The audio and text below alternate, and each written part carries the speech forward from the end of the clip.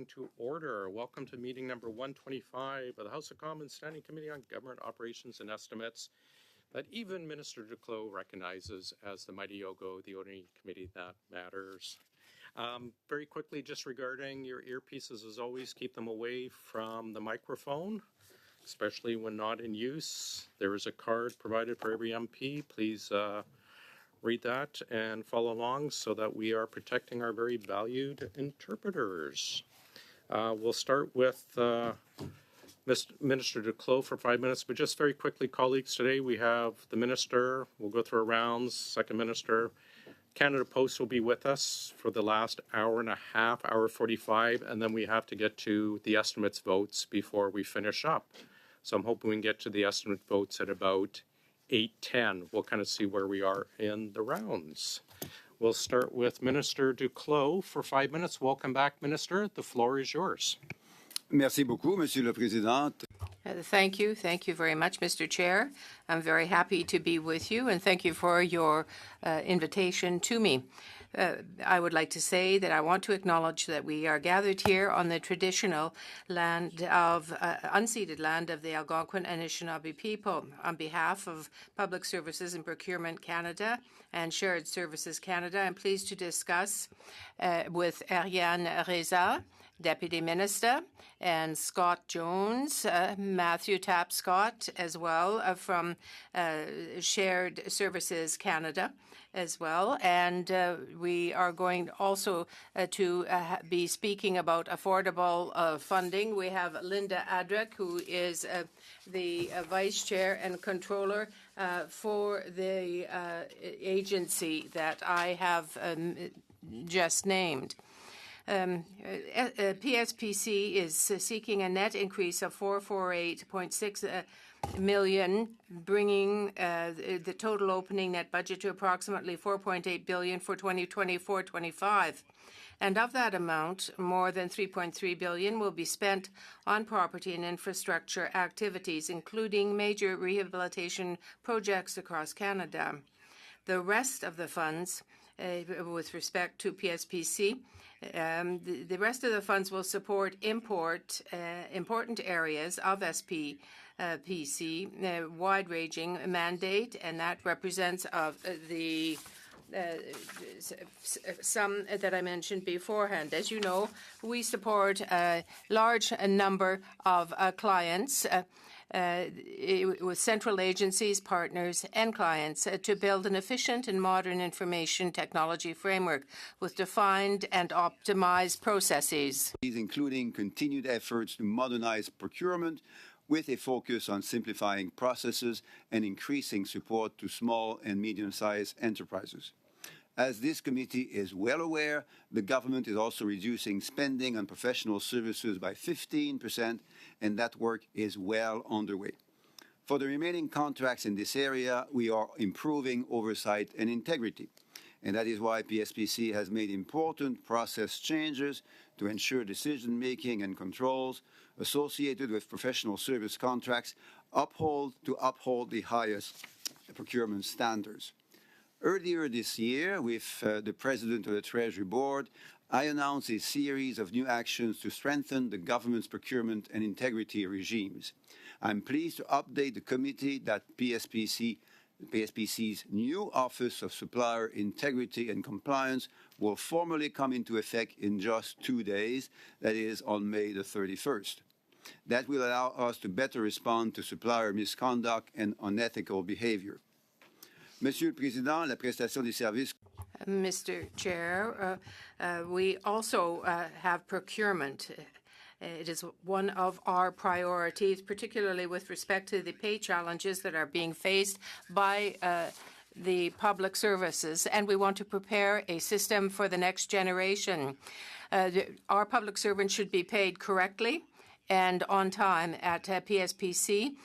We want to have the digital services necessary to deliver programs and benefits to all Canadians. And we will continue with SSC to continue to provide technological services that are necessary. Priorities is to continue to support our government's response to the housing crisis. We've already taken action to accelerate the process of turning federal lands and buildings into housing. And with our new Public Lands for Homes plan announced in Budget 2024, we have the potential to unlock hundreds of thousands of new affordable homes. PSPC is leading on this plan and work is already well underway.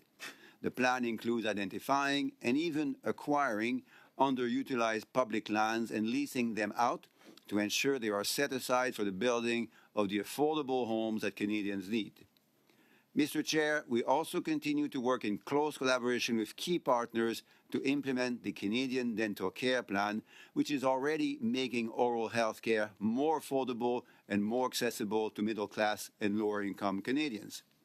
Depuis le lancement du régime canadien de soins dentaires, Not long ago, PSPC led a competitive process to select the third-party administrator for the Canadian Dental Care Plan. And beyond the figures, we now also have our senior citizens who will also be able to benefit from dental services that they have awaited for far too long.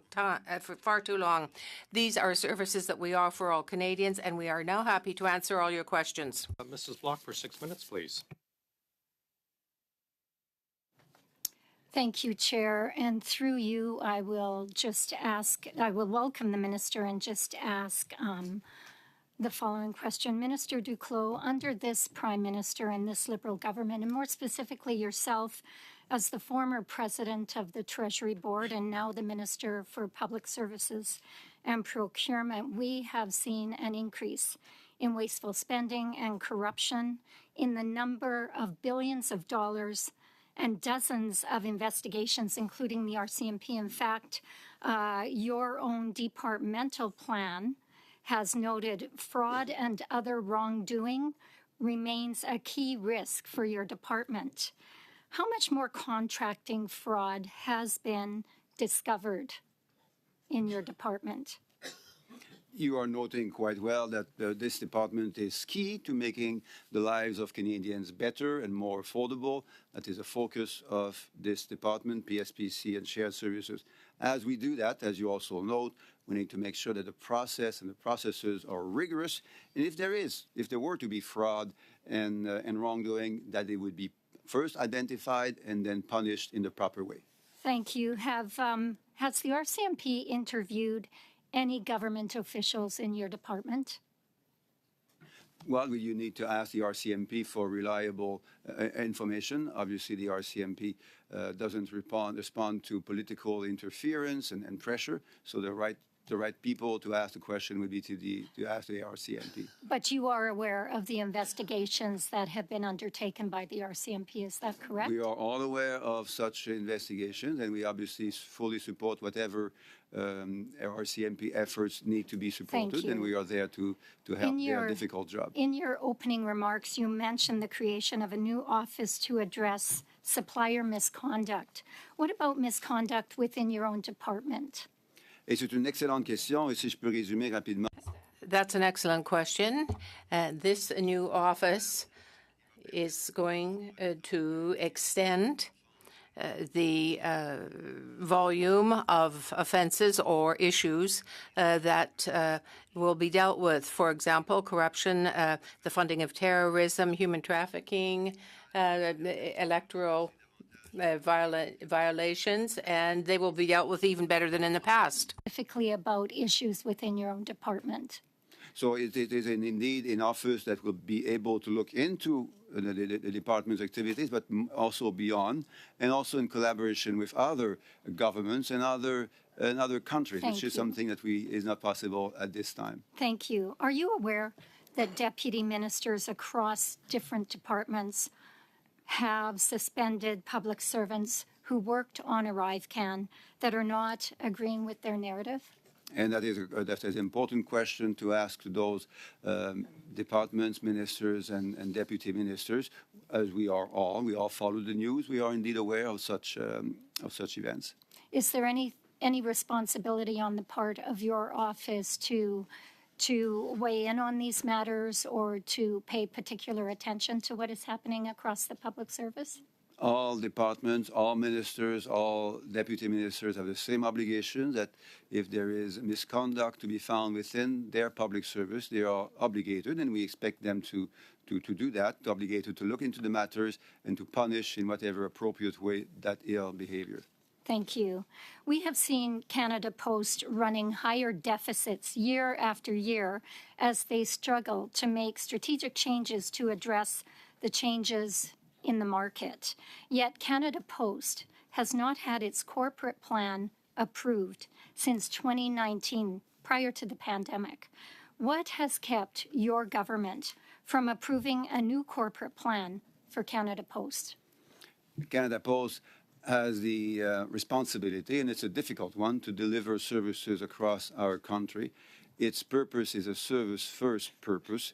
It needs to be fairly treating all Canadians, regardless of where they live, in remote and rural areas in particular, something which other organizations and private corporations in particular sometimes are unwilling or unable to do. And we understand that the demand for mail has been falling over the last 20 years, falling by approximately 50%. They also serve more addresses, about 3 million more addresses in the last 20 years. So that is putting pressure, financial pressure on them. Thank and we're you. obviously working with them to make sure that they keep meeting their heavy responsibilities while doing this in a financially sustainable manner. It has also been reported many times that the government is looking to move on from the Phoenix Pay system and that trials are being run at certain departments with the new system, NextGen, I believe. Would you be able to provide this committee with the names of the companies who bid on the contracts for the new system, how they were ranked, and which departments they are currently running trials in?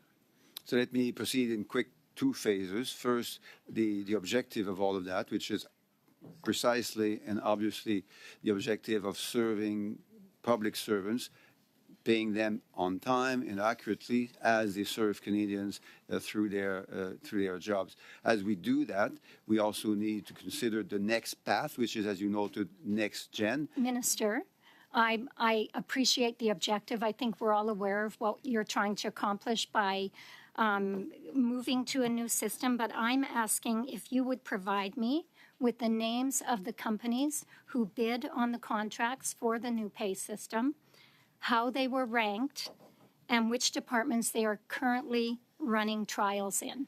We will do that with great pleasure. Minister, we are out of time. Perhaps you can provide that in writing to the committee. Ms. Atwin, please go ahead for 6. Thank you very much, Mr. Chair, and thank you to my colleagues and for the Minister and your team for being with us this afternoon. You know, and it wasn't so long ago that you came to visit me in the riding of Fredericton, and we went to the Senior Stepping Stone Center, and we had a great conversation around dental care. And of course, I know that according to the 2024-25 departmental plan, the Canadian Dental Care Plan will be a key area of focus for Public Services and Procurement Canada. So I'll take my time to kind of delve into this really important program for Canadians. And so specifically, we were speaking to seniors, and many of them had questions and concerns, and you were able to answer those questions for them and really bring assurances. Because in my home province of New Brunswick, 57% over the age of 65 do not have dental insurance. So could you explain how the Canadian Dental Care Plan will address the needs of vulnerable populations, such as low-income children, seniors, and people with disabilities? And that's a wonderful question and a wonderful visit which we were able to do together. And we heard directly from seniors something which other members of parliament may not have heard recently, and certainly not the leader of the opposition, Pierre Poilievre, who claimed at the local radio in my region just a few days ago that this dental care plan didn't exist. He repeated that several times. He was asked about whether he would scrap it, and he said, I can't talk about it because it doesn't exist. Well, there are 2 million people registered in the dental care plan across Canada, and many of them in your own riding. More than 100,000 vulnerable seniors have been able to get care since the 1st of May. That is remarkable. The reason we don't speak about this is that it's going really well. And obviously, there are some on the other side of the house who would prefer not to speak about it and not to see that it's working, and some pretending that it doesn't exist. But for seniors in your riding, Jenica, it makes a great deal of difference. Some of those seniors that we met told us that they hadn't been able to visit a dentist for years or a denturist because they didn't have the money to do that. Now that is leading, unfortunately, in too many cases, to worse and much worse health outcomes. The longer these seniors have been waiting, the more difficult, the more costly, and the more painful it is for dentists, hygienists, and denturists to treat their oral health situation. So it's been remarkable to visit those seniors with you, Jenica. I applaud your leadership. You were there before the plan was in place. You seniors were listening to you and saying, is it really going to happen? It is happening thanks to your leadership and that of many others. Having a challenge kind of getting our dentists to sign up. And so this is something we'd certainly like to address. We're hearing, we know that last month, Dr. Matthew Moore, former president of the New Brunswick Dental Association, he told CBC that he'd already taken on a lot of the work of answering patient questions. I think that there seems to be a lot of misinformation out there. We're seeing, many of our colleagues actually talking down the program, which isn't helping, spread the word of what this can actually offer to Canadians across the country.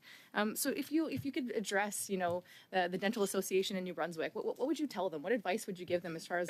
So I can talk to you about what I hear in my writing. I've been visiting dentists for the last few weeks. They are surprised how well it goes. It's simple, it's fast, they get paid in less than 2 days, sometimes less than 24 hours. Now, their queries are quickly answered. They are seeing patients that they should have been seeing many months and many years ago. But fortunately, these patients now come to their offices. In Quebec, more than 60%, more than 60% of dental providers have now registered. We know it's more challenging in other parts of Canada, including in New Brunswick. So I would invite all New Brunswick dentists and hygienists and denturists. They're all good, well-intentioned, but unfortunately they've suffered from some of the disinformation that Conservative MPs in particular have been spreading over the last few weeks. I'm really glad you mentioned the dental hygienists as well, because they've really been champions for us in New Brunswick around this program. And so shout out to the incredible independent dental hygienists out there. And Minister, you also mentioned a bit about the health benefits of regular access to dental care, but I'm sure there's also economic benefits to this piece as well. Could you be more specific about how this can impact individual lives? Well, health is healthcare, and healthcare is health. And dental health, oral healthcare, is absolutely essential when it comes to looking after your global health. So experts, hygienists, dentists in particular, have pointed to the fact that good oral health reduces the risk of diabetes, for instance, reduces the risk of cardiovascular disease, reduces the risk of generalized infections, reduces the risk of people not being able, and increases the risk of cancer as well, and many other things that are connected to the mouth. Now, our mouth is obviously connected closely to the rest of our body. So investing in oral health care is a good way to improve overall health. And what we're also finding is that by providing better oral health to Canadians, we avoid having those Canadians having to go to the emergency department, or having an emergency surgery, which would cost a fortune to the healthcare system and make the lives of everyone a lot worse off. So it's absolutely part of preventative health care, and it certainly could potentially reduce costs, I think, down the line as well for our government. I've got 15 seconds left, but I'll just thank you again, Minister, for being here with us today. Thank you. Point of order. I wonder if the minister can just clarify, did he just testify that the mouth is connected to the rest of the body?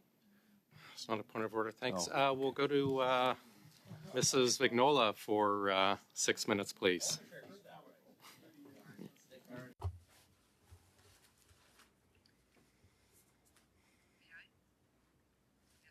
Thank you. Thank you, Mr. Duclos, for being here with us. Madame Reza, Mr. Scott, Madame Rager. My first question will deal with the new society. The corporation has been set up to change buildings into housing units. That is something, and it has happened in the past that the government has contested the taxes with respect to certain areas, certain territories. And I'm giving you the example of Chelsea, where people would have to pay several $100s more per year for where they live. My question is this. These buildings that you're going to be transforming into social housing units, who will be involved in paying for that? The federal government or Canadian businesses? Well, that is an excellent question. The question alludes to the fact that in budget 2024, more will be made aware for Canada Lands, for national defense, and for PSPC in particular, in addition to what traditionally came from the sale of these lands. We want to make it simpler. We want to make it quicker and more useful on the long term. It is something that we can do. We can take federal buildings and we can put them at the disposal of not-for-profit organizations. And these businesses will be able to have access to these buildings, to the land, and at lesser cost.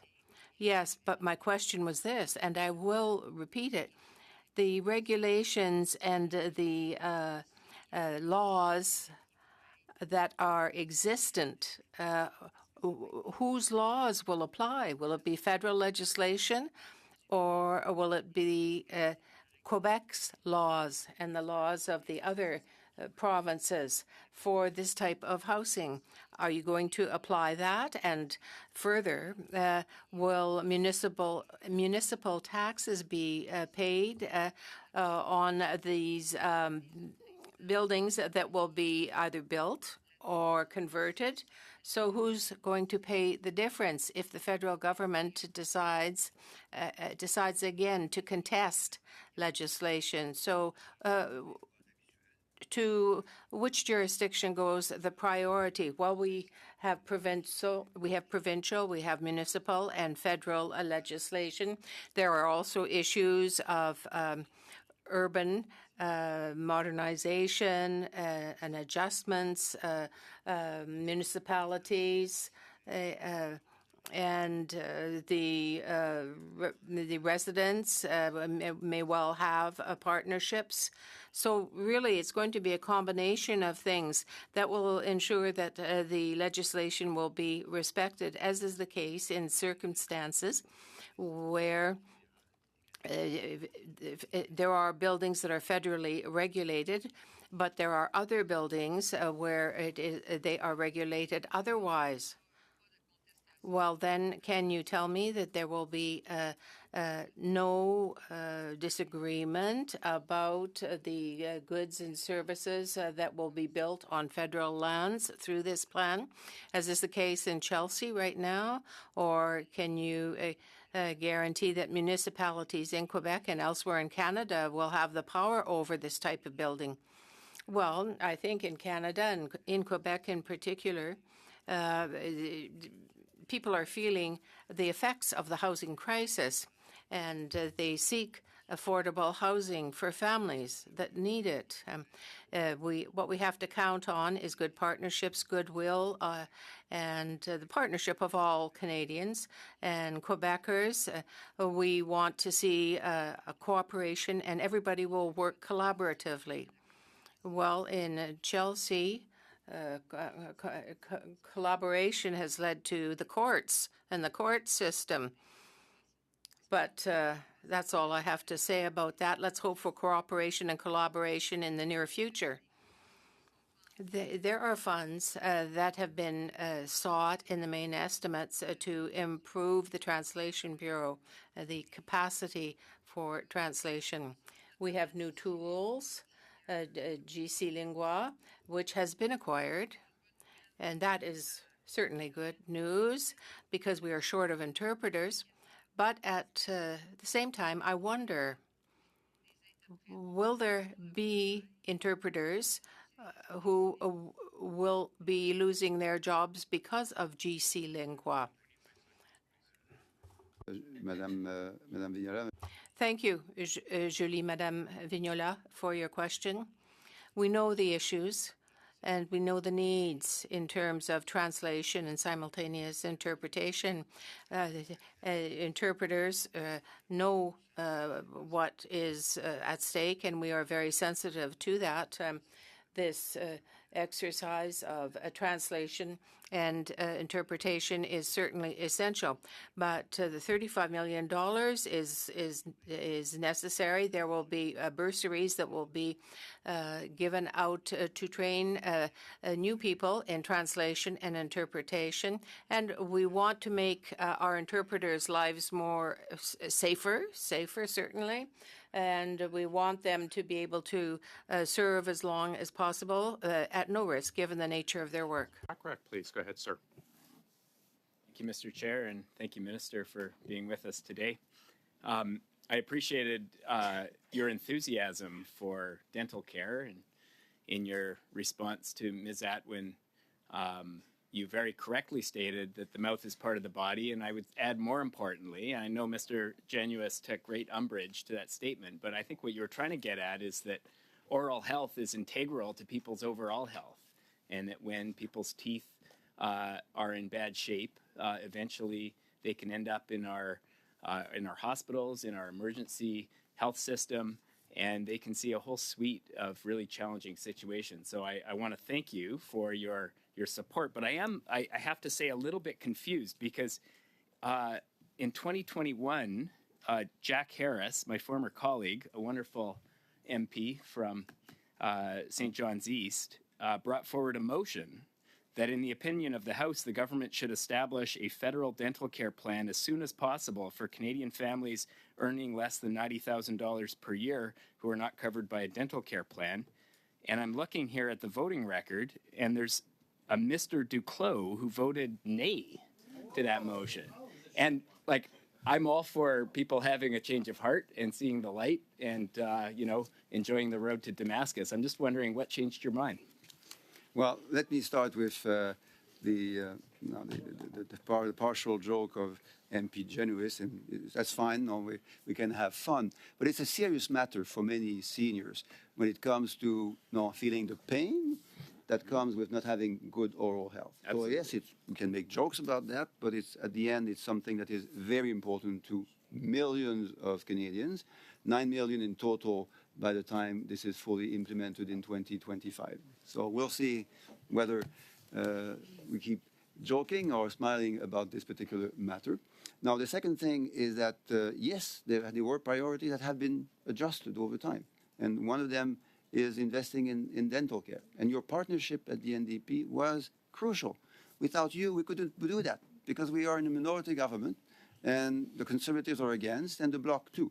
So the only way to make that real, and it's now real, again, contrary to the view of Pierre Poilievre, who said that this is not in existence, it's there. It makes the lives of seniors change. So because of your leadership and partnership, we've been able to do that. And we'll keep putting in our priorities the things that matter to Canadians as we move forward. It's appreciated by the millions of Canadians who are going to benefit. I think the reason I brought up Mr. Harris's motion was that was in 2021. And in the 3 years that have passed between that motion being tabled and voted on and being defeated and the eventual creation of the dental care program we now see rolling out, thousands of Canadian seniors and people with disabilities and young people needed dental care very much. And so, while we appreciate that your party has finally recognized the incredible benefits of public dental care, man, it would have been nice to have it start 3 years earlier and have all those people get the care that they need. I'll shift, Mr. Chair, how many more minutes do I have? I know the time flies. 2.5 minutes. Shift to the issue of Canada Post. And of course, since your last visit to committee, we've seen the annual report from Canada Post and the fact that the corporation has lost over $750 million. I believe that's the greatest deficit in the corporation's history.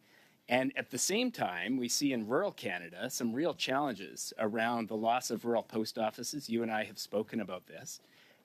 This is affecting communities right across the country. Now, every year, you provide a letter of expectation as minister to the head of Canada Post, which is an arm's length Crown corporation. In those letters of expectation, has the minister responsible ever expressed specific concern about the closure of rural post offices in this country? So since you spoke about the things we are doing for Canadians, since 2021, we've put into place universal daycare in Canada. No, but Minister, it's a serious question. It's a very specific question Yes, about the letter of expectation. I don't want to hear So an answer about childcare. and I know you, Taylor, I know you how good and focused serious I am and about engaged this, you yes. are. So it is not as if we haven't done anything since 2021. No, I didn't In say that in my many question. cases, you were supporting or even leading on some of these files. So I want to acknowledge that, Taylor, because appreciate it. You're a progressive, you're an engaged and credible person. Now on post offices and the rural moratorium in particular, It's the letter of expectation and the specifically. letter of expectations. Yes, every year there is a letter of expectations that states not only the expectations but the objectives which we believe Canada Post should be striving for. Now we understand that Canada Post is independent and sometimes need to, as we discussed last time, to adjust to situations that either were not predictable or that just were not controllable, such as retirement and deaths and fires and all of these things that sometimes occur and make it difficult for Canada Post to maintain rural post offices in particular. But that's not only the expectation that we are setting for them, but also the Mr. Chair, can I? I know my time is running out. It's probably time run is out. out. Can I just finish with a couple of words, which is that since your government put a moratorium in place in 1994, we've lost over 500 rural post offices. And my question was a very specific one, and I'm disappointed that you did not provide a clear answer. Thank you, Mr. Chair. Thank you, Mr. Bachrach. Mr. Brock, for 5 minutes, please. Thank you, Chair.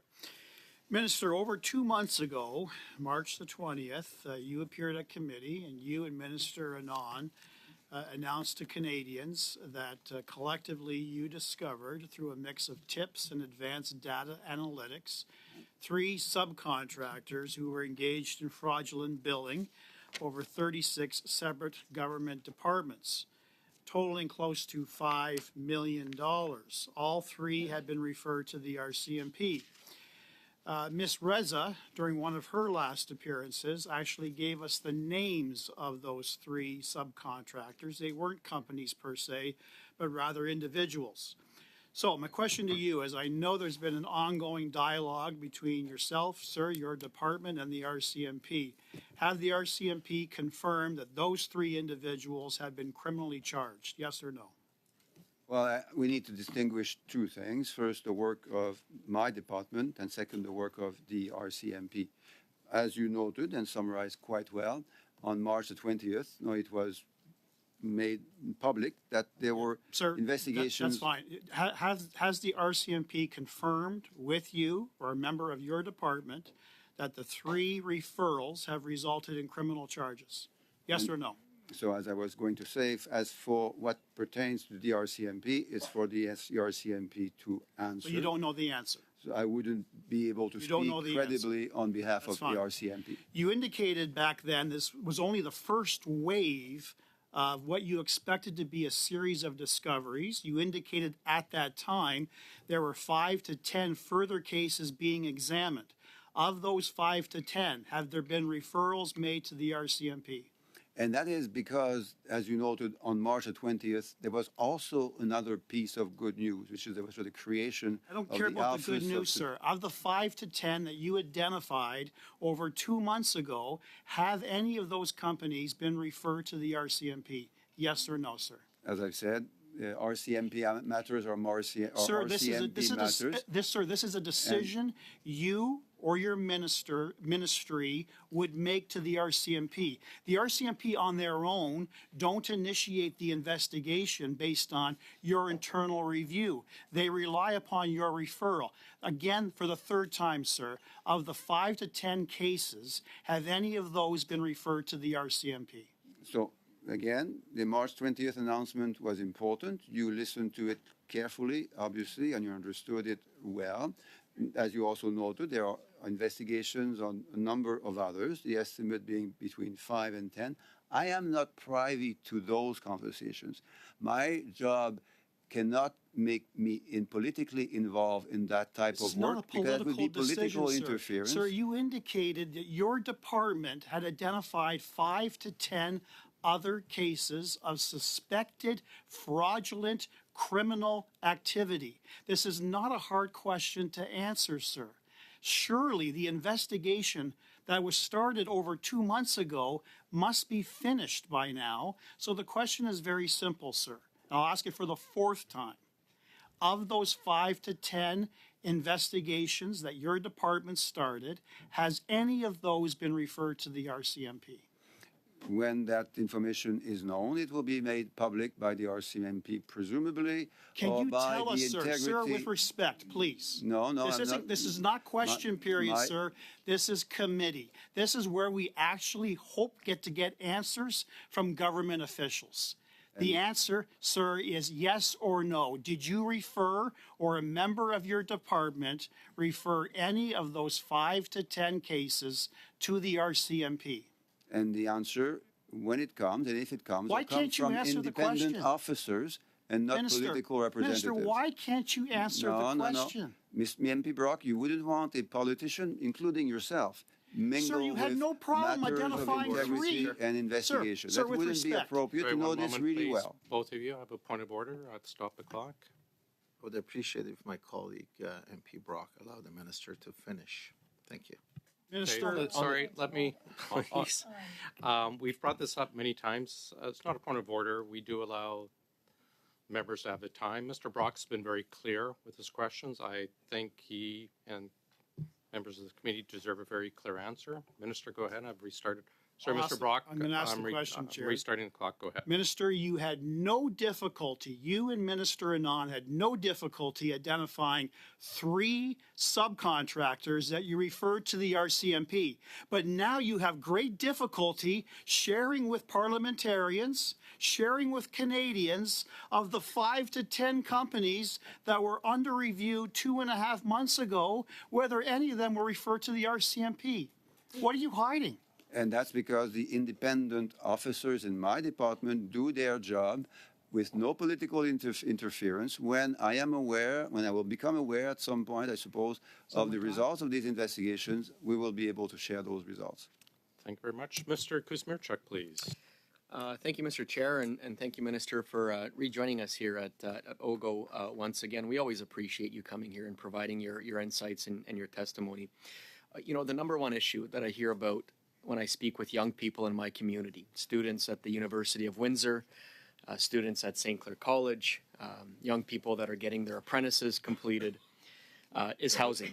And I hear the same thing when I talk to seniors as well, too. Housing is their number one priority. The previous Conservative government, when it was in power, and when the current leader of the opposition, Conservative leader of the opposition, was the Minister of Housing at the time, that government lost 800,000 low-cost rental apartments. They also eliminated any federal involvement in the co-op housing program. And they pulled the federal government out of the business of housing.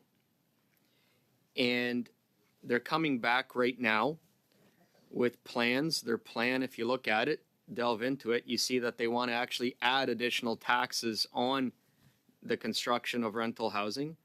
And they also want to withhold critical infrastructure dollars for municipalities to be able to build additional housing. Now, we've got a different plan. The Liberal government has a different plan on this side. We want to build 3.9 million homes in the next number of years. And a critical aspect of getting those 3.9 million homes built is converting surplus federal lands into housing. It's a critical piece, and it's part of the Public Lands for Homes plan. I was really excited to see in this budget that the Department of National Defense is working with the Canada Lands Company and other partners to dispose of 14 surplus properties, including one in my hometown in Windsor, which is the HMCS Hunter building right downtown. It's a perfect opportunity to build housing, revitalize our downtown core, because it's important. It's been sitting vacant for years. I know that you're leading the rapid review of the federal lands portfolio, so I wanted to ask, can you share with this committee some of the measures that are being undertaken and led by your department in this rapid review? Thank you, Irek. And let me start perhaps with your initial start, which is that Pierre Poilievre, not only did he lose 800,000 low rental units, but he also created only 6 affordable housing units during his entire mandate and across the entire country. Now 6, that's 1 affordable home per 6 million Canadians.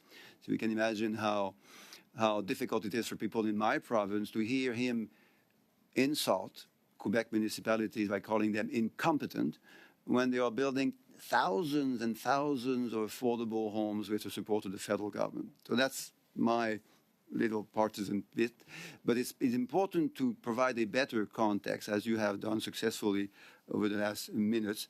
Now, more importantly, perhaps, is where are we going?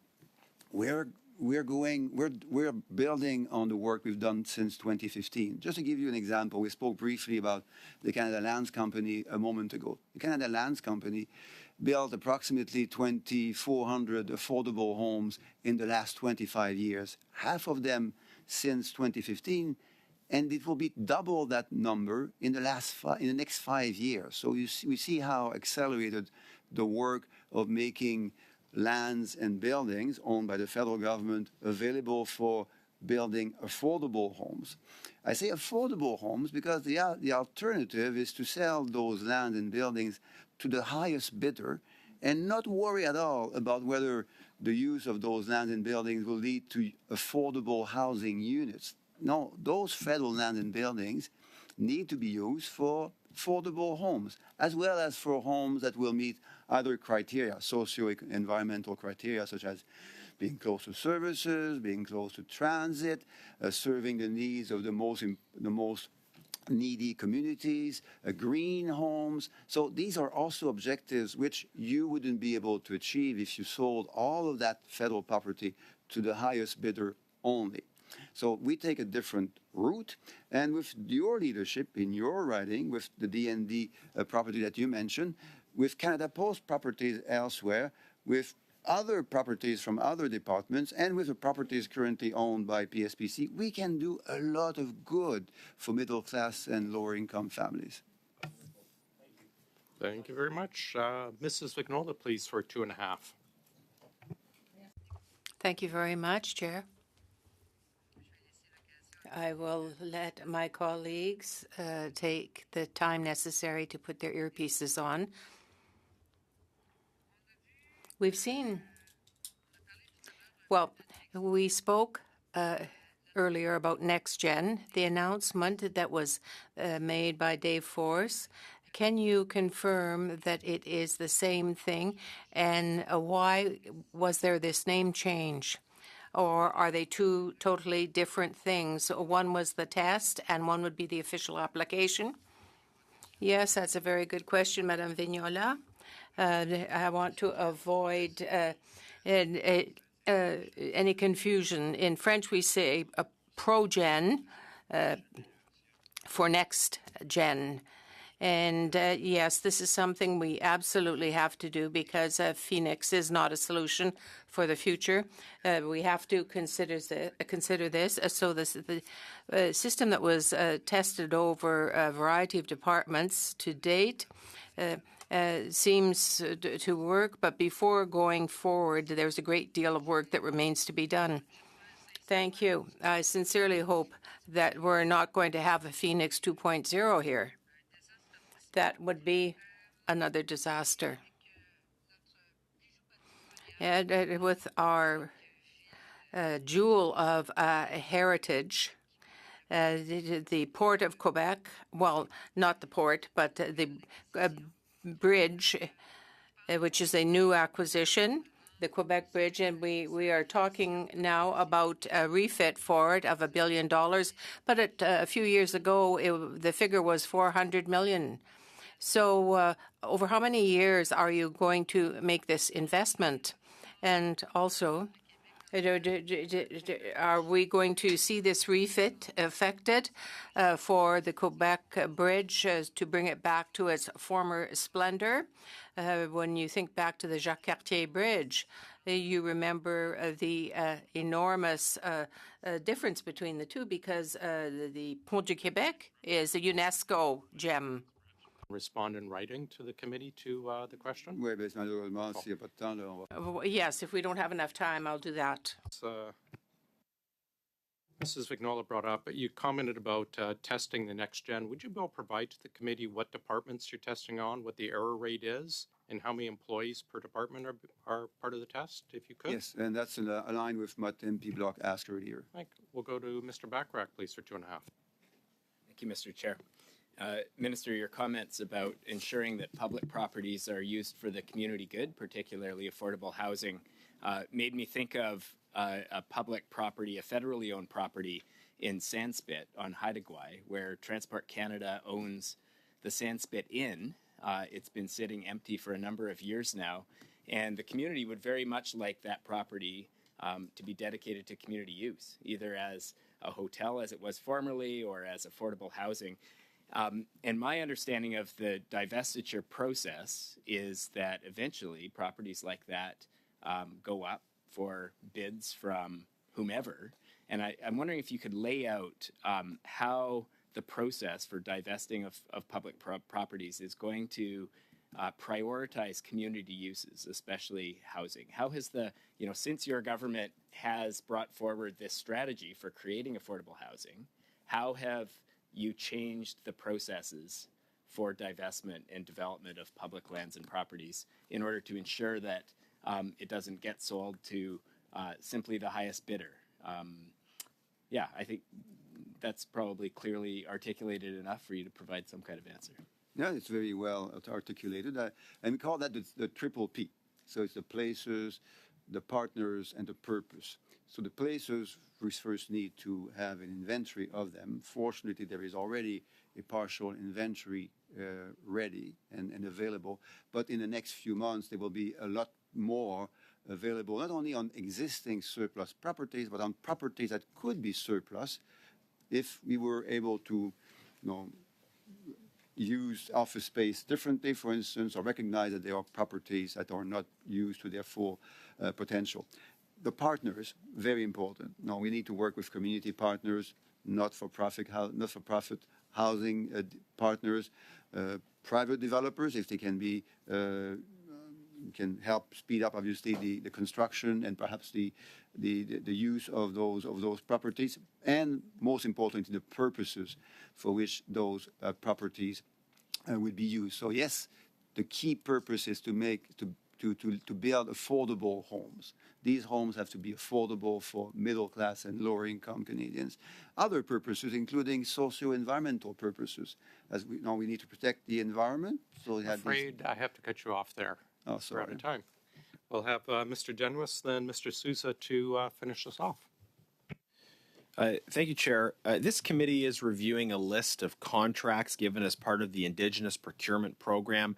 Some of these companies do seem to follow the GC Strategies model. That is, they are very small firms based in private homes in Ottawa, not on reserves, but in Ottawa, who advertise a specialty in government contracts management. In other words, they're in the business of simply getting contracts and subcontracting. Do you think that the government should be contracting out to firms who use the GC Strategies model?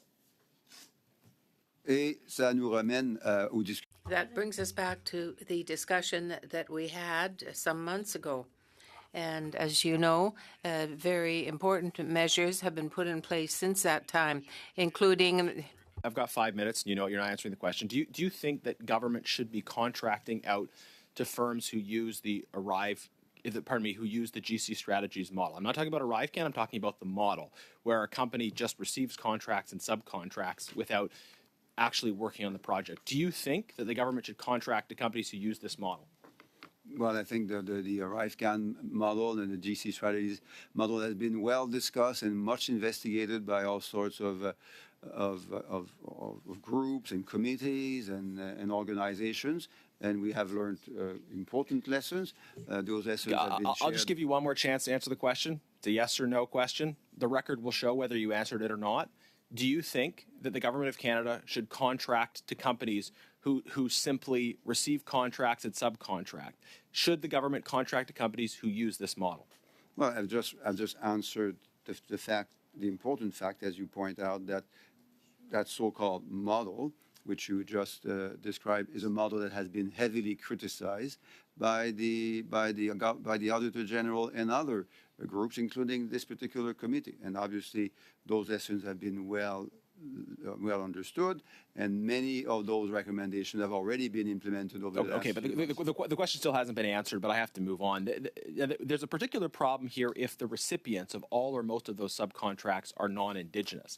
If you have a small, officially Indigenous firm that is simply acting as a broker between the federal government and non-Indigenous business, then they're masking the fact that actually Indigenous peoples, Indigenous businesses are not getting the final business at the end of the day. Is there an expectation or a requirement that some percentage of subcontracts also go to Indigenous firms? Well, that's exactly what we need to do. We need to make sure that Indigenous businesses have access to the procurement opportunity that other Canadians also have. And that's why... Right, at the subcontracting level as well? Not only do we have a target of 5%, but we're moving towards that target, and in some of the departments we have exceeded that target. Okay, sorry, Minister, it's a specific question. I'd like you to answer it. Is there an expectation at the subcontracting level that some percentage, when a contract goes to an Indigenous business that's acting primarily as a broker, is there an expectation that a certain percentage of the subcontracts go to Indigenous businesses? There are rules and regulations and expectations and targets. Okay, so what's that percentage then? Indigenous businesses have their fair share of what is the opportunities. percentage required at the subcontract level? So as you note, and as you will know, I suppose the target is 5% of Indigenous businesses having access to procurement contracts.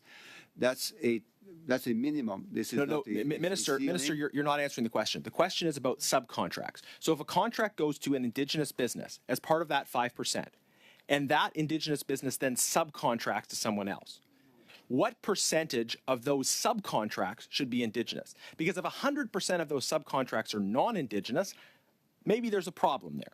So of that 5%, for the subcontracts, what percentage must, if any, must be Indigenous?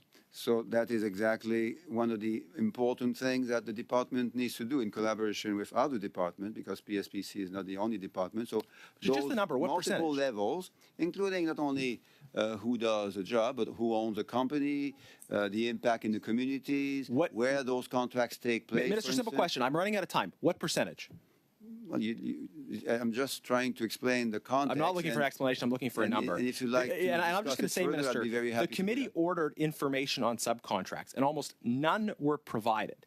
The information we got from the vast majority of departments is that they're not even tracking. They're not even tracking on subcontracts. A final question. There are over 600 Indigenous nations in this country. Do you think it would be a problem if a single company were getting, say, more than 5% of the total amount allocated for Indigenous procurement? Brief answer, please, Minister. Very brief. So there are about 600 communities in Canada, Indigenous communities, about 70 Indigenous First Nations, and we work with all of them to make sure that they have access to the proper services and the proper procurement opportunities. Chair, the minister didn't answer the question, so I wonder if it could be posed to him again. Maybe there was a problem in transportation. We are out of time. Perhaps you can get back to us with a real answer in writing, Minister. If more is needed, we'll provide more. What would be too much for a single company? Mr. Genuis, I'm afraid we have to move on because we do have other ministers waiting. Mr. Sousa for 5, please. Yeah, thank you, Chair, and thank you, Minister, for being here. And I know that you've done a lot of deliberations, a lot of work in terms of adopting some of the recommendations made by the Auditor General, by the Procurement and the Ombudsman Officer relative to the issues around procurement, and certainly a long-held practice that's been had by the Conservative government prior in terms of contracting and subcontracting. in matters regarding intellectual or IT, and as well as building a property. You get a property manager, he subcontracts out the various services to get it built. And it's not different than what we've done in a number of applications here. And I know through your deliberations, you've done a lot of work to try to ensure that we support transparency and accountability in those measures, and be that Indigenous members of the community. I know you're trying to advocate for small business, so we have greater use of procurement and to enable Canadian companies to benefit from that. That's a statement I'm making on my part, and you can certainly elaborate on it, but I'm actually rather concerned about, not concerned, actually excited about development in my community. Canada Lands owns a property in Port Street in a waterfront. It's meant for mixed use, for development, park, affordable housing. The community is very excited about it. It's been actually rather stagnant for years and years. And the fact that Canada Lands is stepping up through your leadership to try to look at redevelopment of that property, I'm very excited about it. But it's also because in budget 2024, we've announced an overhaul to the mandate of Canada Lands and its ability to take on some more development. And I would ask if you could elaborate and explain some of these reforms regarding Canada Lands' mandate. Thank you, Charles. And I'm so glad, and we're so glad to hear that Canada Lands Company is already leading and partnering in your community. As you noted, it's going to be even more doing so in other places across Canada because of not only a renewed, but a much enhanced mandate in budget 2024 with tools that will support indeed your community, such as I mentioned earlier, leasing tools. Now, as opposed to going through what is sometimes too long and too complicated, which is to dispose of properties by selling them to the highest bidder. Why don't we lease those properties over a long time to community developers, not-for-profit housing developers, to municipalities, to other groups that will then commit to build affordable homes in the long term, affordability being key, not only in the short term, but also in the longer term. Using that to support the efforts of cooperatives, public housing. So it's in addition to leasing, Canada Lands Company would also have the ability to develop the projects themselves. And I should also add, I was going to forget that in budget 2024, there is a $500 million fund so that the federal government can acquire public lands which are not currently owned by the federal government, could be owned by municipal or provincial governments. We buy those pieces of land and we make them, or buildings, and we make them available to the community through, again, possibly lease agreements with lots of economic and socio-environmental positive outcomes. And the reforms that are now being made to enhance Canada Lands, can you elaborate a little bit more on how that then extends or promotes affordable housing and promotion of housing throughout the country? So the key word here is it's accelerating. Over the last 25 years, Canada Lands has built about 2,400 affordable homes. In the last 8 years, 1,200, so a lot more than in the previous 16 years. And in the next 5 years, it will be more than 5,000 affordable homes that Canada Lands Company will be able to build in partnership with other partners. So it's a lot of ambition, but the good news is that there are means to do that through your leadership and the leadership of other MPs of all political parties in this room and elsewhere. Now we have, as the Prime Minister said today at question period, we have a housing crisis like we had at post-Second World War. We had one when we had the boomers population trying to find homes in the 1960s. We have a crisis that we can solve, and we will be solving it with the partnership of many and the support of the Canada Lands Company. Looks like I have a bit more time. You've got 11 seconds. Do you want to respond to the recommendation that you've promoted regarding contracting and the procurement process of recently? Some of the recommendations that you've applied. It's for the benefit of this committee. I need a lot more time because I have about time for that. I know you have. I have about. We do need to turn over to the next meeting. They don't want to hear the results. There you go. You're welcome to provide them in writing if you're able to, Minister. We do have a motion has passed in this committee that we request any questions asked are going to provide back to us to do so within a 3-week period. Minister, thank you very much for joining us. We're going to suspend for a few minutes as we switch over our witnesses.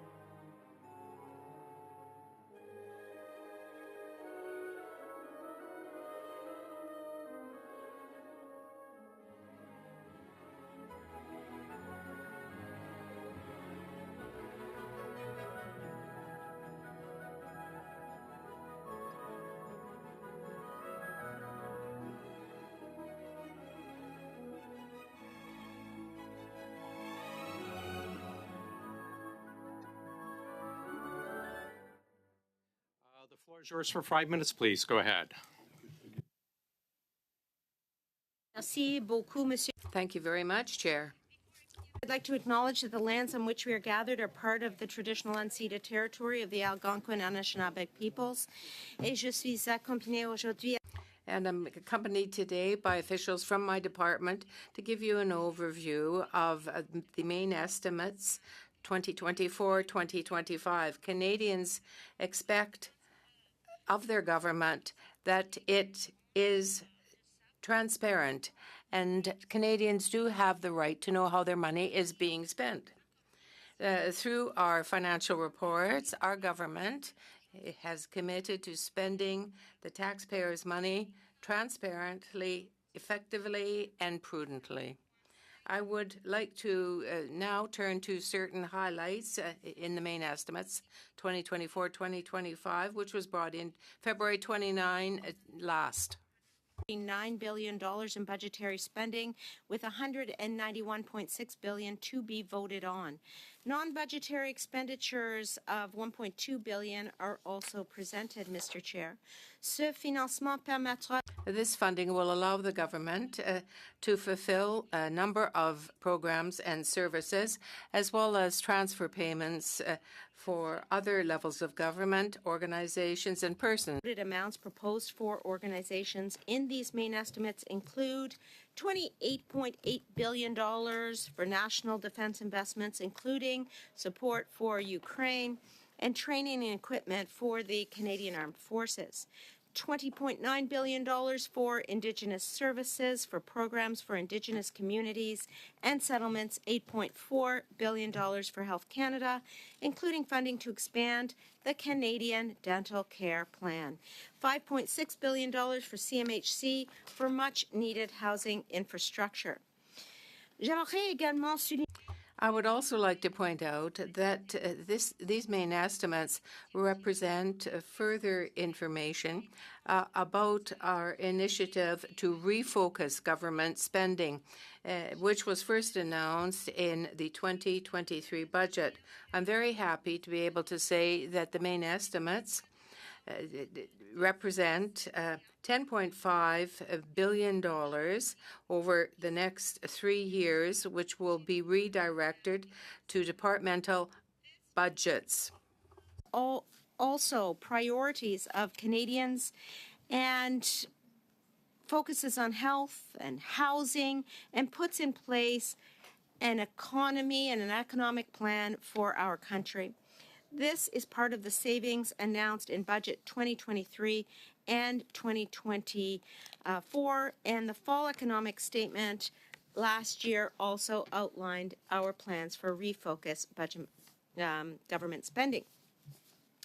The total also includes the refocusing of $500 million that we reported in the supplementary estimates tabled last fall. What I mean by this, Mr. Chair, is what we are doing is looking across government for areas in which we can reduce our spending in certain areas, like third-party contracting, like executive travel, and refocusing that money towards our government's priorities. Over the next 4 years, based on historical rates of attrition, this will achieve the remaining savings of $4.2 billion over 4 years starting in 25-26 and $1.3 billion ongoing towards the refocusing government spending target. TBS officials, some of whom are here with me today, are working on the methodology to determine these savings, and more details on the implementation of Phase 2 will be available soon. I do want to be clear. This goal of this exercise is about spending smarter so that we're investing in areas and programs that matter most to Canadians and the country. And our government will continue to provide Canadians and MPs on the details of this initiative through the departmental plans and departmental results reports, Mr. Chair. I know you have read through many of those copiously over the years. In conclusion, I would like to thank you for the opportunity to speak about these main estimates. My officials and I would now be more than pleased to take your questions. Wonderful. Thank you for being on time, and we'll mention that to Minister Duclos. He should learn from you on how to do the opening on time. We'll start with Mrs. Cusi, please, for 6 minutes. When you tabled the the main estimates, you stated your governance ministers are acting like all other Canadians and examining their own pocketbooks. That was your quote. Do you believe that Canadians have examined their pocketbooks and have decided that they can spend more the way you have? Is that really what you're thinking? That they are examining their pocketbooks and are making the decision to spend more and can spend more as you are? I don't think they are. What would you like to tell Canadians on that, please? Well, Mr. Chair, I do appreciate the question, and the intention of that point was to say that this is a time where we need to be prudent with our spending, and at the Treasury Board of Canada, our role is to oversee government spending and to ensure that we undertake a risk analysis at all times of that spending. Thank you. And Being so prudent when with we your table spending, the main Minister, estimates, that is the goal. how do you think the younger generation looks right now at you and your government with a $39.8 billion deficit in the current budget? Do you really think they believe that you are being prudent with a $39.8 billion deficit that not only this generation, but the next generation is going to have to pay off? Do you really think that's being prudent, Minister? Mr. Speaker, Mr. Chair, we have the lowest debt to GDP ratio in the G7 and a AAA credit rating. And at the same time, we are maintaining that fiscal prudent track, and we are also providing supports to Canadians through dental care, through pharmacare, contraception for women so that they can make their own choices about their Canadians, bodies. when they're Mr. standing Chair. in line at the food And- bank, don't care about the debt to GDP ratio. They don't care about that. They just care that their tummies are empty and that they want food on the table to feed their families. Unlike the Conservative government Minister, before the us. government is currently Mr. spending Chair, more point- on point debt of order. servicing costs than they Sorry, are in health point of transfer order. payments. Sorry, I'm Mr. just trying to- Minister, sorry, there's a point of order. I'll stop the Sorry. clock. Mr. Trying to Kuzmierczak? respond to the question. Mr. Chair, I just want us to take into consideration our translators and the I fact will, that that's not a point of order, but I will point let of you order. know. It is a point of order. Sorry, Mr. because, Kuzmierczak, when Mr. Chair, the translators have an issue, they'll advise the clerk, and the clerk will advise me, and we will interrupt. I appreciate your point. I'm just worried about their health and Thank well-being, you. and I I've see ruled, Mr. and I see the Kuzmierczak, we're MP gonna go back raising. to- I see my MP colleague raising her voice, Okay. and I'm just simply asking Okay, that we I've respect ruled, the Mr. translators. Kuzmierczak, I appreciate what we're trying to Okay. do. I've made it very clear. I made it clear to one of your colleagues earlier. I appreciate we don't continue in interruptions. I appreciate you Mrs. taking that into Kusi will consideration. continue. Thank you, Mr. Chair. Minister, in the main estimates, it stated $46.5 billion was required simply to service our debt. This is in addition to this year's $39.8 billion deficit. Now, in the supplementary estimates, you have come back and asked for another $1.9 billion, as though this $1.9 billion was an oversight to service the national debt. Why were these numbers not properly accounted for in your main estimates just a few months ago? And what can we as Canadians expect in the future in terms of further amounts that have not been accounted for as a result of your bad accounting? Mr. Speaker, Mr. Chair, on the issue of poverty, our government, unlike the Conservative government prior to us, we've reduced poverty in this country by 22%. On the issue of the debt, I will say that our government has made a decision to ensure that we have strong fiscal markers like a AAA credit rating, like the lowest debt to GDP ratio in the G7, while supporting Canadians, while ensuring that we have affordable housing supports in place, while ensuring that we have dental care available for our population Then, Minister, and why pharmacare as are well, 1 in Mr. 4 Chair. Canadians skipping meals? Again, the 1 in 4 Canadians that are skipping meals really don't take comfort in these statistics that you are saying here today or in the House of Commons when you are responding in question period.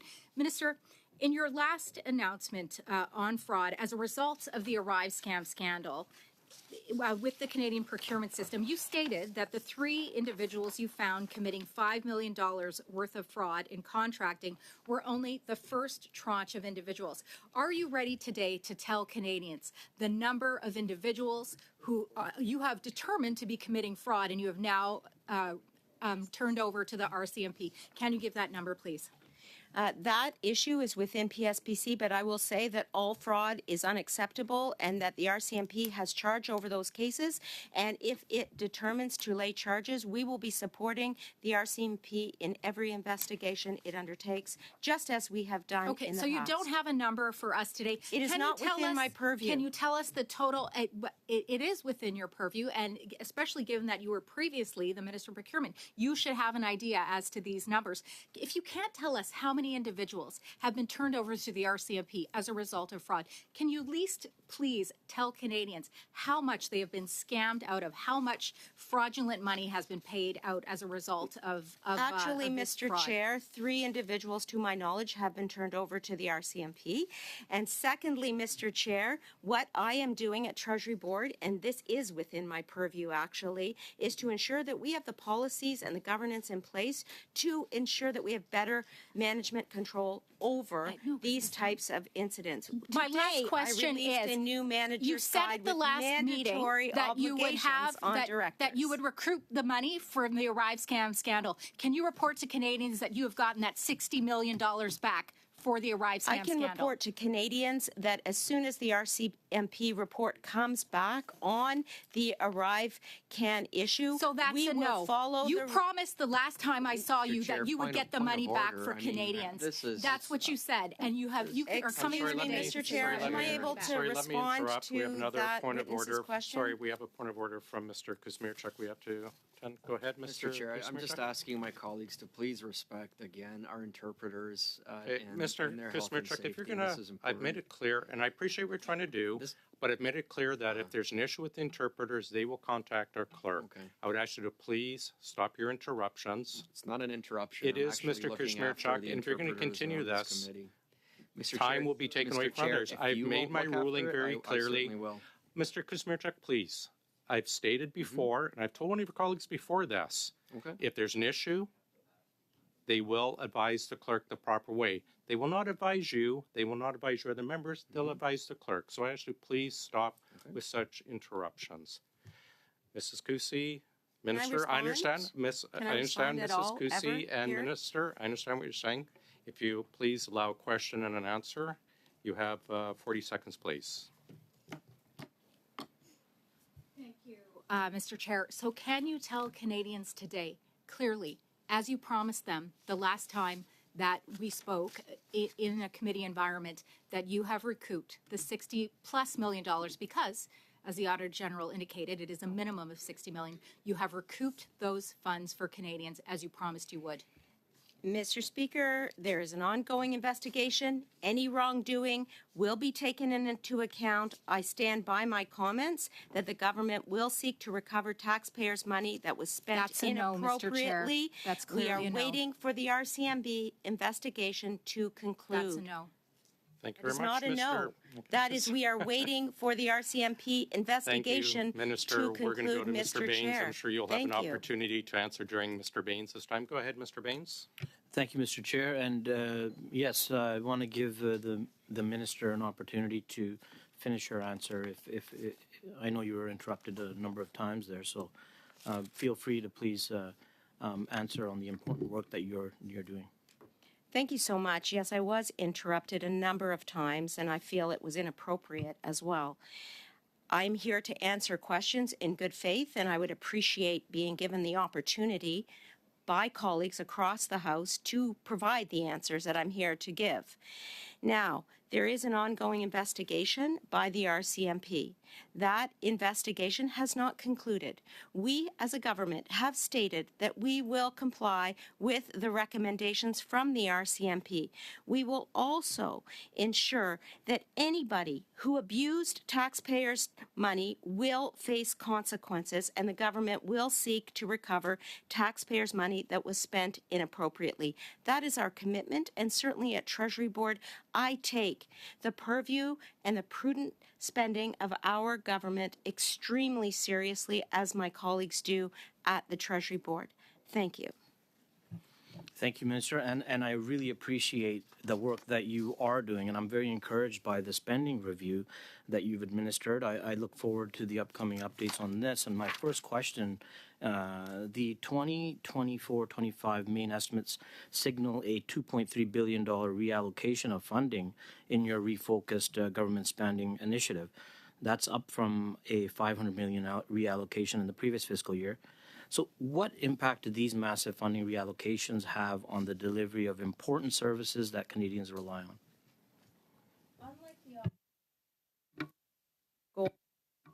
Is to ensure that vulnerable Canadians are able to have supports.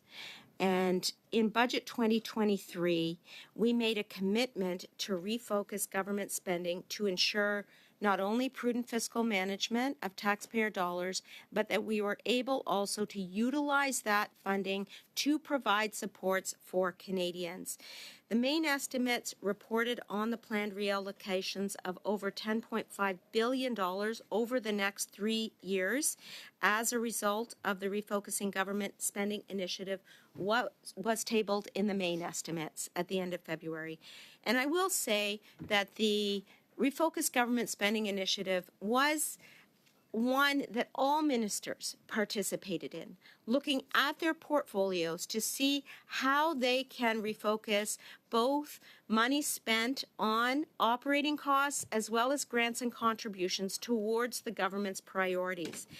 The Refocus Government Spending Initiative is an initiative that is a commitment to prudence while continuing to support Canadians by creating growth and opportunities for all. You saw that commitment in Budget 2024 with supports for affordable housing, for a national school food program, for dental care, as well as additional childcare through ECE supports. Those are the types of initiatives and social programs that we believe are important. And if the opposition cares about poverty, then I would think they would support initiatives like a national school food program, like the Canada Child Benefit, and like $10 a day childcare, which ensures that families have support to get by. Thank you. And with respect to that, are there any negative impacts on Canadian taxpayers maybe could face due to the refocused spending? And should parliamentarians choose to vote against these important main estimates? As I said, Mr. Chair, the Refocus Government Spending Initiative does not cut the supports for Canadians. In fact, what it does is to take a look across government at spending where spending might not be necessary, such as in the area of executive travel and third-party contracting, to say this money could be better spent, is able to gain greater utility when used for another purpose. That is the way in which we are using this exercise. And I will say the PBO officer commenting on the first phase of refocusing government spending opined that government services would not be cut as a result of those measures. I'm going to shift a little bit of focus because I think the threat is real around cybersecurity, and I think we all know that, and the ever-evolving threat of cyber attacks. In fact, in my city of Richmond, BC, London Drugs is headquartered there, and they recently faced a major cyber attack, and I wanted to ask a little bit about that strategy, the cybersecurity strategy, and how you're working to ensure that the Government of Canada's enterprise networks are safe. So cyber is an area that I take very seriously, especially given my time at the Department of National Defence, where I had oversight of the communications security establishment. I will say that the Treasury Board has a leadership role in setting the direction for government IT modernization and driving momentum on the whole of government solution for cyber. Last week, I actually announced the first ever Government of Canada cyber strategy for our government. So rather than having individual departments and ministries utilize their own cyber strategy, we have now a whole of government approach that will be run out of the Treasury Board and Shared Services Canada together with the CSE. Thank you, We Mr. are implementing Sorry, this. Minister, we are out. Perhaps next round you Sure. can finish Thank off you so or much. get back Thank to you us for the writing. question. Thanks, Mr. Baines. Mrs. Vignola, please, for 6. Thank you. Thank you very much, Chair, for giving me the floor. Madam Minister, you are the president of the Treasury Board, and the Treasury Board Secretariat is responsible for the Official Languages Act, services in French, and I thank you for that. Some public servants rather have some difficulty in using their mother tongue, and they may even answer in certain situations where there is interpretation, give answers in French to Anglophones. That is wonderful. But we see that there's a certain amount of slowness in the regulations. The Commissioner of Official Languages brought this to our attention. So when can we expect to have publication of the regulations?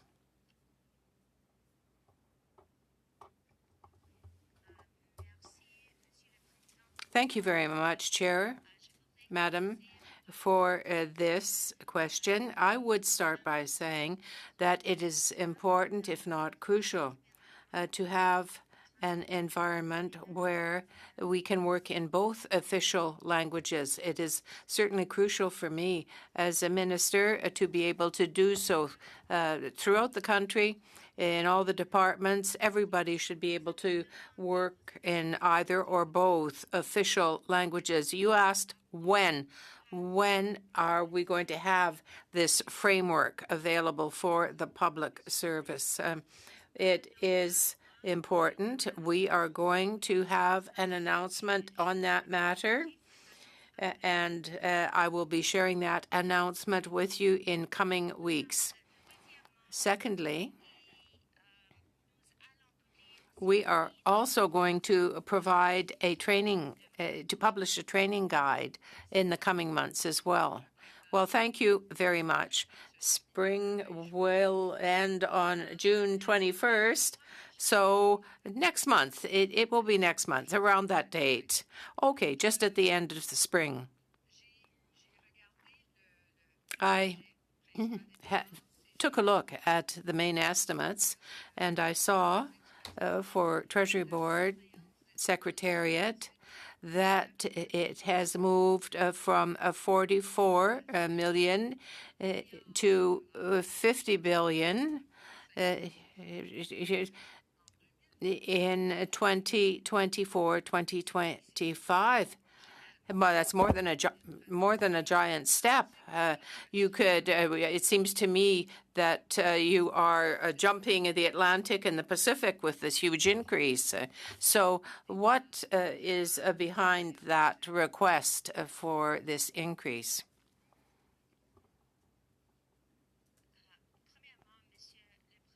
First of all, Chair, I would like to perhaps clarify that it's a matter of continuing to support the most vulnerable in our society and to have essential programs like dental care and pharmacare. But it is also a matter of providing affordable housing. With that, I would like to invite my colleague here if she would like to add something to your answer. Thank you. Yes, are you talking about the 5.1 billion central funds? Well, these are core funding. So there are always changes year over year. I don't know if you're comparing the same things with respect to the previous years. Well, last year it was $3.4 billion, and now it has taken this huge jump. if I make a comparison with 2022, 2023, where it was a matter of $44 million. Excuse me, I must say, and I apologize to the interpreters. I'm just flabbergasted by this enormous increase for the Treasury Board Secretariat. For overview, 44 million in 2022, 2023. But so we're talking, we're moving from 44 million to more than 2 billion. And now this year it's 5 billion. So how can you justify, what type of oversight is necessary to justify this type of jump? I'm going to have to come back to you with a written response. These are core funding numbers. But I think it would be more appropriate for me to answer in writing. 10 seconds.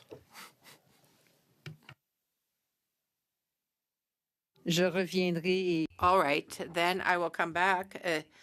And again, I thank you for giving me time, despite Mr. Bacharach. Chair, and thank you, Minister, for being here today. Not long after you were given this new role, you sent a letter to your ministerial colleagues asking them to identify areas to cut within their respective departmental budgets in an effort, and I'm reading from a Global News article, in an effort to reduce spending by $14.1 billion between now and 2028. Why $14.1 billion? Very specific number. What's it based on? This was the first ever Refocus Government Spending Initiative that our government has done since 2015. And we wanted to be prudent, as other G7 economies are, with an exercise of this nature. We wanted to differentiate ourselves from the Harper-Drapp program, which was much more severe and involved serious cuts to services and programs and the public service. And so we chose a prudent amount to begin the first phase of the Refocus Government Spending Initiative. But it's not just $15.8 billion. It is also that amount over a 5-year period, and then $4.8 billion every year thereafter. So it's actually a continuous process of ensuring that we are reducing our spending in some areas and refocusing it on others. And then finally, there's a phase 2 of the Refocusing Government Spending Initiative that was enunciated in Budget 2024. So I appreciate all that, Minister, and I think you've laid out your rationale for it, but you didn't answer the question. The number in this article is 14.1 billion. The number you gave is 15.8 billion. They're both very specific numbers, and I'm wondering what they're based on. Like, arguably, you could provide the direction to find cost savings, and this assumes that there's some sort of slop in departmental budgets. I don't think anyone would argue that there isn't. But why specific numbers? 14.1 billion, 15.8 billion. What is that based on? Is it based on some kind of preliminary evaluation? This is out of honest curiosity. I will say that we needed to begin with a baseline for an initiative that our government had not undertaken at that time. And Annie va ajouter quelque chose aussi. So based on the budget announcement, it was based on discretionary spending. So it was 3% for operating discretionary spending and 15% for professional services and travel. So if you take those two percentages, you apply to the main estimates, you're going to get those specific numbers that you just referred to. Okay, thank you. That's a very clear answer, and I would encourage you to pass on your answering ability to the minister that we had prior, because he seemed to really struggle with answering simple questions that obviously have answers, and I appreciate that. Now, the CBSA border officers voted 96% in favor of a strike. They've been without a contract for 2 years. They provide really important services, as everyone around the table knows. And after the strike vote, the Canadian government said in a statement that a strike was unnecessary, but they also said that the government was ready to return to the table, quote, at any time. I guess the question is, has negotiating resumed, and why did it take a strike vote for the government to offer to return to the table? Actually, we have already reached collective agreements with 80% of public servants comprising 17 bargaining units. And so we look forward to being at the table with the CBSA at the beginning of next week, actually. There's an independent mediator that will be overseeing the negotiations. There is the Public Interest Commission report, which is available publicly now, and it contains independent recommendations from that mediator, and those will form the basis of the negotiations that we will undertake at the table with these very important public servants. You'll recall the essential work that the border folks do, the CBSA folks do, and we're very grateful for that work, I will say. 90% of CBSA employees are performing essential services for Canadians. So we want to reach a deal that is fair for employees and fair for Canadian taxpayers, and we will look forward to doing that at the bargaining table. Thank you, Minister. My last question, I know there's a lot of concern and interest in the return to work directive that your government has provided to public sector workers. And I think, you know, one of the curious things about this is what the core rationale for that directive is. We see that most of the departmental reports have indicated that productivity has either gone up or at least remained level for public sector workers working at home. What was the core rationale for providing that directive? Just a quick answer, please. The decision of the public service that was made relating to hybrid was made as a result of its view that it is fully within their ability to do that under existing policy without being a breach of collective agreement, because this stands outside of the collective agreement. In terms of an explanation of the policy, because it was not a political decision, I will turn to the public servants to answer that question. I'm afraid we're out of time. We can either follow it up on Monday when the officials are back with us, or unless the minister wishes to stay past her hour. It's very kind Mrs. of you, Goosey, Mr. Chair. go ahead, I will please. defer to the officials on Monday. Mrs. Goosey for 5, please. Minister, the CBSA border officers voted last week to approve a strike due to the lack of a contract for the last 2 years. Their demands include wage parity, protection from management retaliation, access to telework, and protection from CBSA's obsessive reliance on contracting out, very similar to your own government and your own department, Minister. Now, you have outlined briefly the process which you are undertaking. But if you are not successful, as your predecessor was not successful, and in fact, I think her legacy, unfortunately, is built on that lack of success in reaching these negotiations in a reasonable amount of time successfully. If you are not successful, can you share with Canadians the total amount that this will have an effect on the economy? How many in the billions will this affect the Canadian economy if you are not successful? Can you tell Canadians that, please? Actually, it is premature for us to put precise figures on the table. We are still in the midst of ensuring that we reach a fair and reasonable agreement with the CBSA. We are committed to working with bargaining agents to reach an agreement that is fair and reasonable, and we will do so at the table. And I would be more than happy to return to this committee and speak to the particular numbers, but at this time it is premature for me to put numbers on the table in the type of question that I've just received. I don't think it is premature, Minister, because if we look at the costs of the port strikes in both Vancouver, and Montreal last year, it was $10 billion. $10 billion that had the effect on this economy, especially at a time when your government is in out of control spending, when we need this economy to function so bad. Your government failed, your predecessor failed in getting these negotiations resolved in a timely manner, which cost the economy $10 billion, and of course was also a hit to our tax revenues. So are you not concerned that we might see these numbers again? Should you not be successful? Do you have any comments for Canadians regarding that?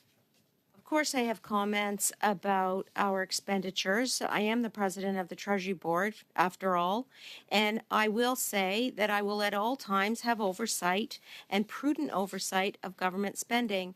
What I mean by ensuring that we have a negotiation that occurs at the table is just that. The demands that are going to be the subject of those negotiations will yield, if all goes well, a fair and reasonable Minister, I don't want to talk about agreement hypotheticals, for please, the border services I wouldn't be so workers. excited to share your title with a $39.8 billion deficit, Minister.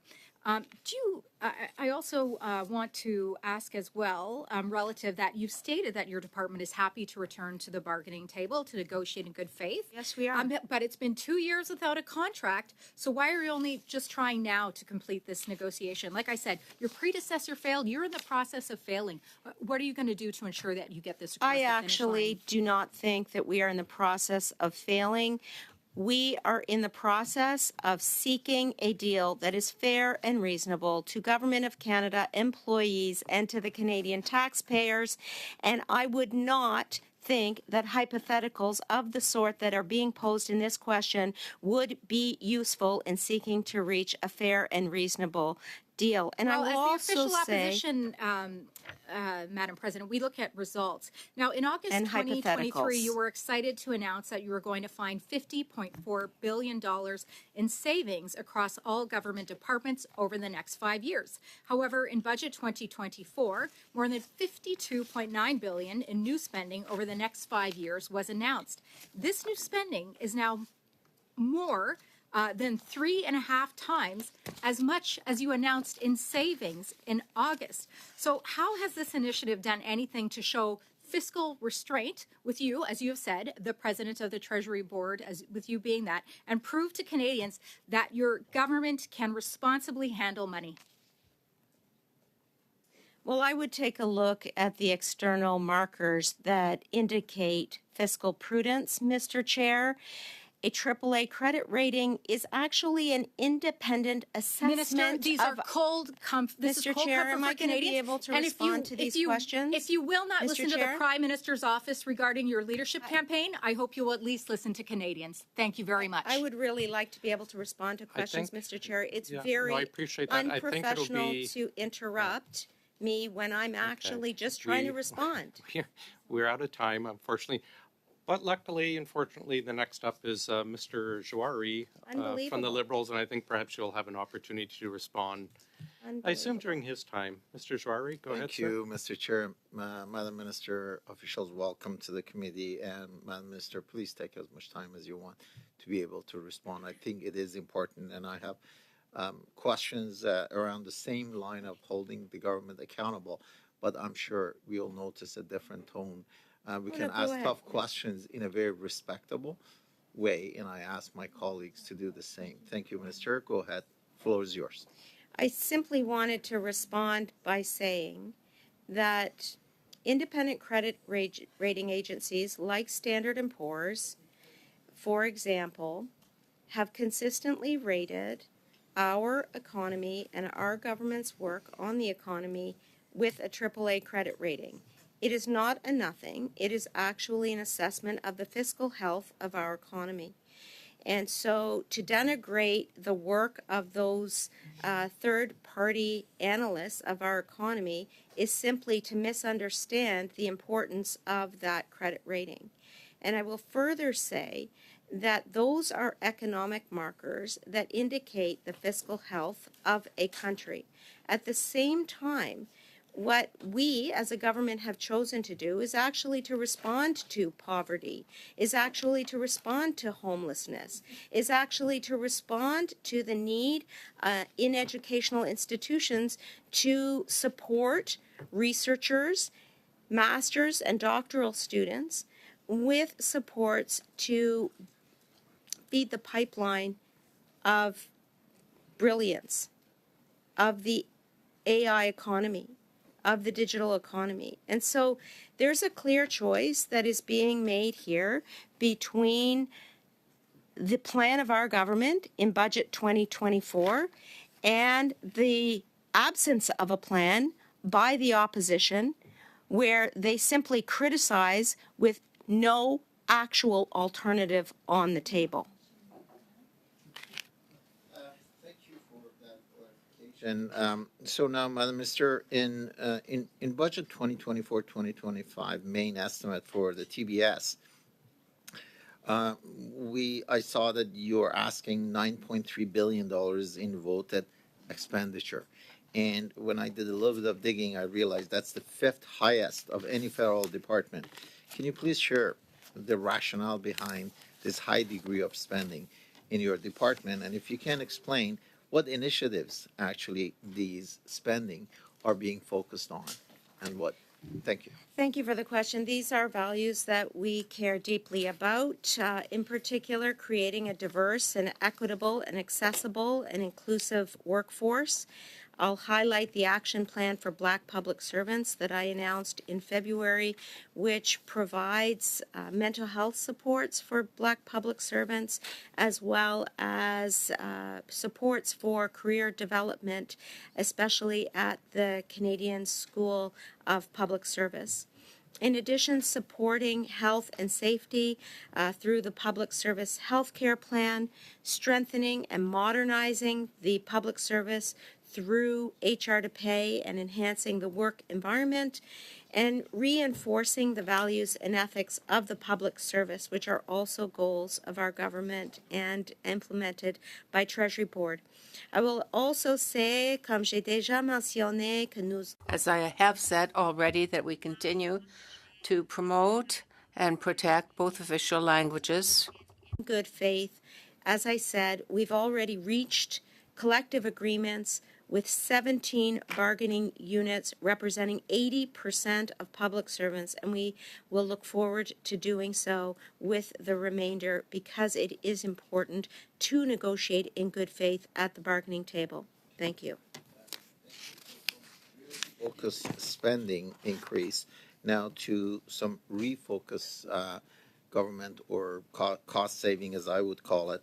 Madam Minister, in your opening remarks, or in responses, you talked about the phase 1 and phase 2. And with 30 seconds of my time left, can you talk about the priority areas for the second phase of the free focus government spending that you'll be focusing on? Thank you. It's like 20 seconds left now.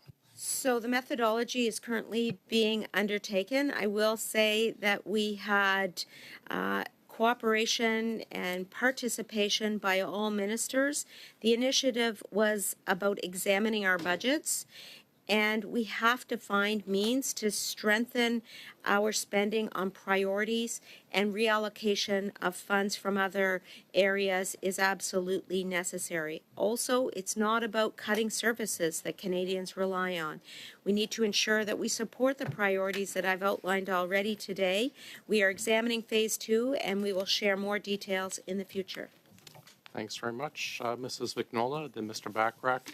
I have to keep exactly to the 2.5, 5, and 5 in order to get the minister out at a decent time. Please go ahead, Mrs. Vignola. Thank you. Thank you very much, Minister. I'm going to ask you a question about the passage of Bill C-290 to protect people who disclose misdeeds. So I'm going back to this issue, and there's a budget that was attached to a working party, a working group, It was set up in 2022, was it not? And if I am correct, what is the result? Is that budget sufficient? And what are the expenditures attached to this working group? Chair, I would like to have more details about this particular group, this whistleblowers group, and perhaps what group is my colleague referring to? In the 2024-25 Treasury Board Secretariat says it will continue to support the working group of people who are public servants and who are whistleblowers. This group has been set up, I believe, in 2022, if I am correct. What has the group been doing? What have they been charged with? Thank you for the question. That was before I became minister. Could I look into it and give you the answer in writing after the fact? I will do so in writing because I have to look into the situation with that group. But I would also like to say, to whistleblower protections. We did support the private members bill of the bloc when it came forward. And so I'll just say as a general matter that I'm very supportive of the issue, but on the specific question and the group's activities, I will come back to you with the expenditures as well. Merci beaucoup, Monsieur. Thank you so much, Chair. Do I still have a few instants left? Boudreau is back with us Monday. Perhaps she can present us with that information on Monday. Please be quick, Mrs. Vignola. Sorry. Merci beaucoup. Selon le plan. Thank you. With respect to 2024-2025's budget, the Treasury Board Secretariat has 90% of its high volume work that has been able to demonstrate service standards. So what are service standards? It seems to me that service standards, when you set them out, they should be followed implicitly without any exception entirely. So with this amount that of the volume that has been attained, fine, but why is it not 100%? Can you give me the answer in writing as well, please? Or perhaps on Monday. Mr. Bachrach, please go ahead, sir.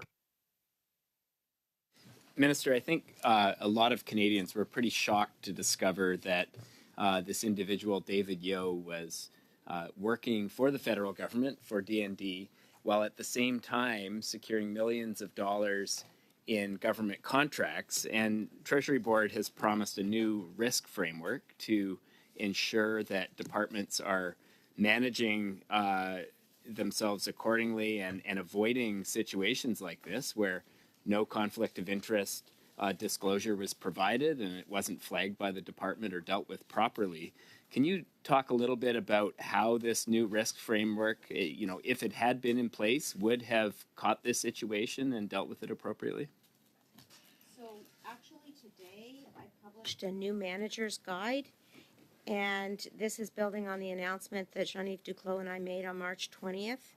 And that new manager's guide makes it mandatory for managers that they've looked at all alternatives within the public service. And also there's a requirement to disclose conflicts of interest before a contract is signed. The manager has to attest that no conflict exists. And so essentially, that is the difference. There's the requirement to do so in writing, and it has to be done at the time of contracting. But you will recall that with regard to the individual that you mentioned, that disclosure was made and caught. The disclosure was made, but I think it took like 150 days after he was hired by the department, when the requirement, the department's own requirement, is that it be disclosed, I believe, within 30 days. Is that not the case?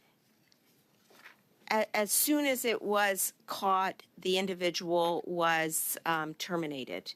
I was not actually at Defense at the time, but I know Francis is conducting the horizontal audit across government, so he will be able to speak as the Comptroller General more specifically to that case. Very, very, very briefly, please. So the requirement as it relates to contracting with the Government of Canada when you are an employee requires that the actual authority be given by the Deputy Minister prior to the actual work, the actual work to be conducted. So it's not a 30 days after, it's actually a requirement prior to it. Under the new rules, correct? Under the current rules. Thanks very much. Mr. Genuis, please go ahead, sir. Thank you. Minister, you oversee government spending and related rules. Can you assure this committee that you've never used government resources as part of a leadership campaign? I most definitely can confirm that I have never done that and would never do that. And I actually am surprised that you would ask the question, but I have never done that. Thank you, Minister. I think people understand that it's an important question. Have any directives been issued to ensure that other ministers are following the rules as well? Ministers and public servants are expected to follow all rules, period. But no directives have been issued specifically on that? It is important for everyone to follow the policies of the Government of Canada, as well as the conflict of interest policies that all MPs are required to follow. Thank you, Minister. I think that's clear on the record in terms of what was asked and what was answered. You know, we're here reviewing Indigenous contracting as well. Documents have been received that reveal that a small number of nominally Indigenous firms were able to act as brokers between the federal government and other potentially non-Indigenous companies, simply getting contracts and subcontracting. This allows the contracts to fit into an Indigenous contracting quota, even though Indigenous people do not actually benefit because the subcontractors may be all or mostly non-Indigenous. These companies are essentially using the Dalian or GC Strategies model. I want to ask you, when a company gets a contract under an Indigenous set-aside, is there an expectation or a requirement that some percentage of subcontracts also go to Indigenous firms? Indigenous Services Canada manages the list of Indigenous businesses that are qualified Indigenous contracting companies, but PSPC manages this overall. And I will say that departments are responsible for making a request to IST to conduct a post-award audit, and the audit has to be requested when there's any suspicion at all that the requirements of the applicable policy haven't been met through delivery, and Indigenous Services Canada. Can I just clarify my question, Minister, and I'd love to hear your response on this. Do the requirements include that a certain percentage of subcontracts from an Indigenous contracting situation, that a certain percentage of the subcontracts go to Indigenous companies? And are the subcontractors tracked in any way? Right now, the percentage is 33%. In other words, the contractor's delivery of goods or services and monitoring the contractor's compliance with the 33% Indigenous content requirement for contracting companies. Okay, thank you. That's what I was looking for, and I appreciate that, the one-third requirement there.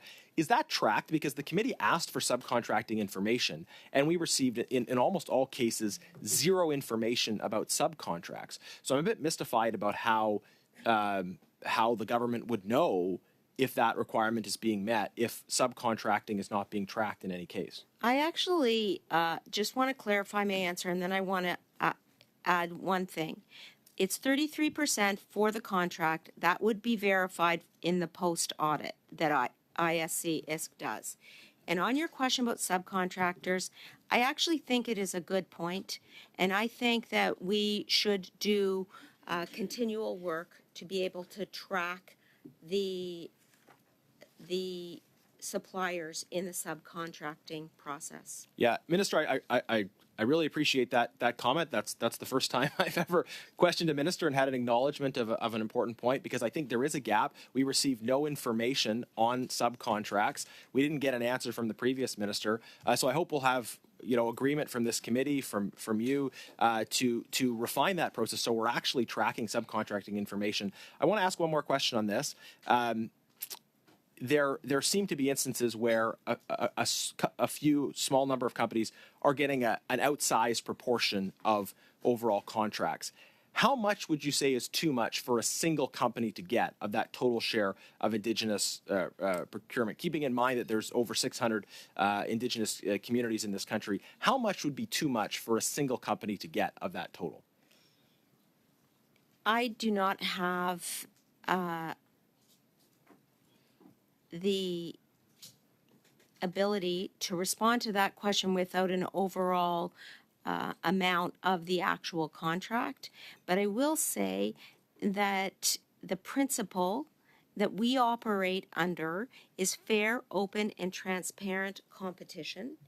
And the 5% floor for Indigenous contracts that we established as a government was meant to ensure that Indigenous suppliers have access to government contracts. Thank you very much. Ms. Atwin, please. Thank you very much, Mr. Chair. I'd just like to address really quickly, I see that Mr. Generous is particularly interested in the Indigenous business procurement strategy, which is great, but I would caution you to be really careful with the language that you're using. Nominally Indigenous, I'm not sure where you're going with that. I think Indigenous identity is very complex, and I would just caution you to be careful around that discussion. Minister, systemic racism, bias, and discrimination are issues that everyone has a responsibility to resolve. Across Canada, there's still numerous barriers to entry, retention, or promotion for marginalized groups in places of employment, and statistically speaking, it disproportionately impacts Black Canadians. How is the Treasury Board working to address systemic racism and discrimination in the ranks of the public service? And what benefit does the funding offer to the department in the main estimates offer to the broader public service as well as the department itself?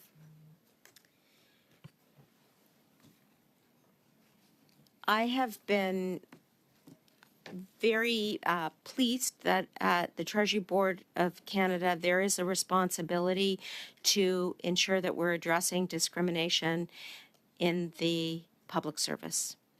Discrimination is a reality, and we need to do more, and we need to do more faster. So I appreciate the question, and it is a priority that I am taking extremely seriously.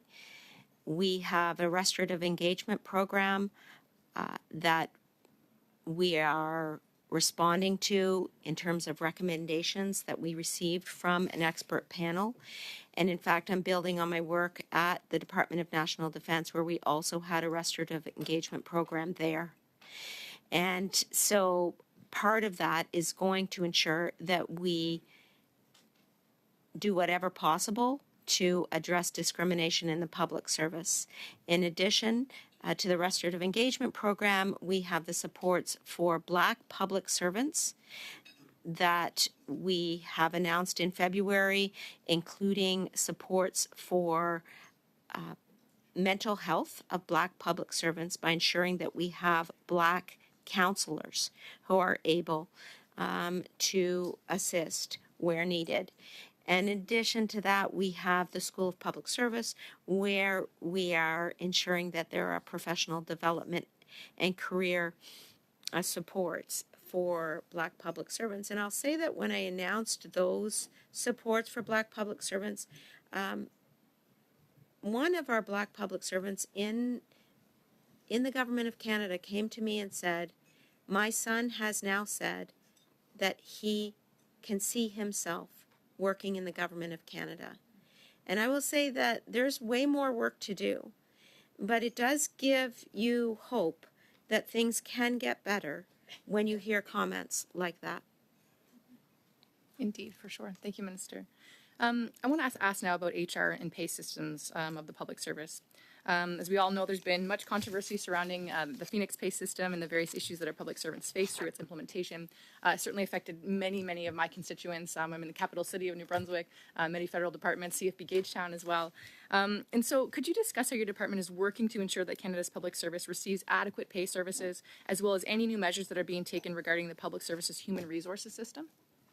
Sure. I am definitely committed to making sure that federal public servants are paid properly and on time for their work. And it is something that I have been focused on since my days at Public Services and Procurement Canada. The government and a number of public service unions have reached agreements to compensate current and former employees who were affected by the implementation of the Phoenix pay system in 2016. Those agreements cover general damages from April 2016 to March 2020. All employees covered by the damages agreements have now received their general damages compensation. Also, there is a claims process in place to allow eligible current and former employees to file claims where there are severe damages.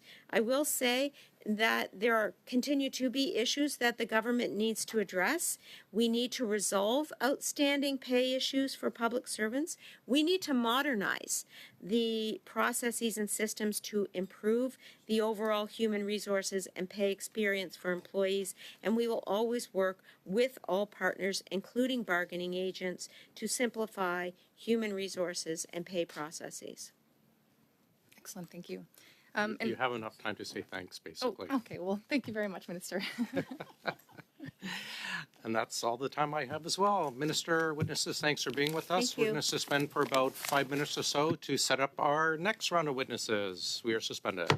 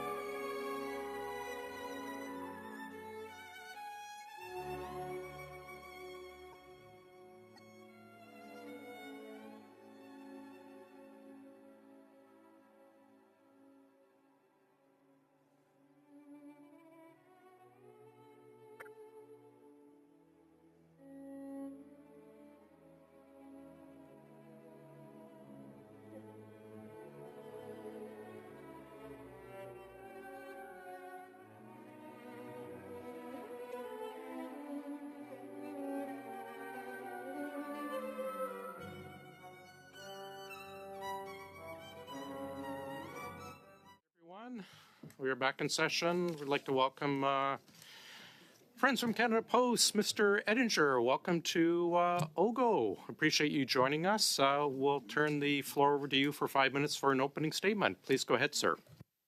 Thank you, and good evening, Mr. Chair. I'm joined today by my colleagues, Manon Fortin, our Chief Operating Officer, on my left, and Randella El-Haj, our Vice President of Finance and our Controller, on my right. Thank you so much for having us today, and thank you to the committee for undertaking this very timely study on the Postal Service in Canada's rural and remote communities. Le travail que vous faites. The work that you do is very important. Look very much forward to this report. Like so many other businesses, Canada Post must adapt to the dramatic changes in how Canadians live and work and shop, in our case. Our recently released annual report makes it crystal clear that the Postal Service is facing major challenges financially and operationally. My focus is on how we can best meet the needs and expectations of Canadians both now and into the future, with a focus on them, our customers. Canada Post provides a service and a network that Canadians consider essential. We connect all 17.4 million addresses daily in the second largest country in the world. We connect our country and our economy.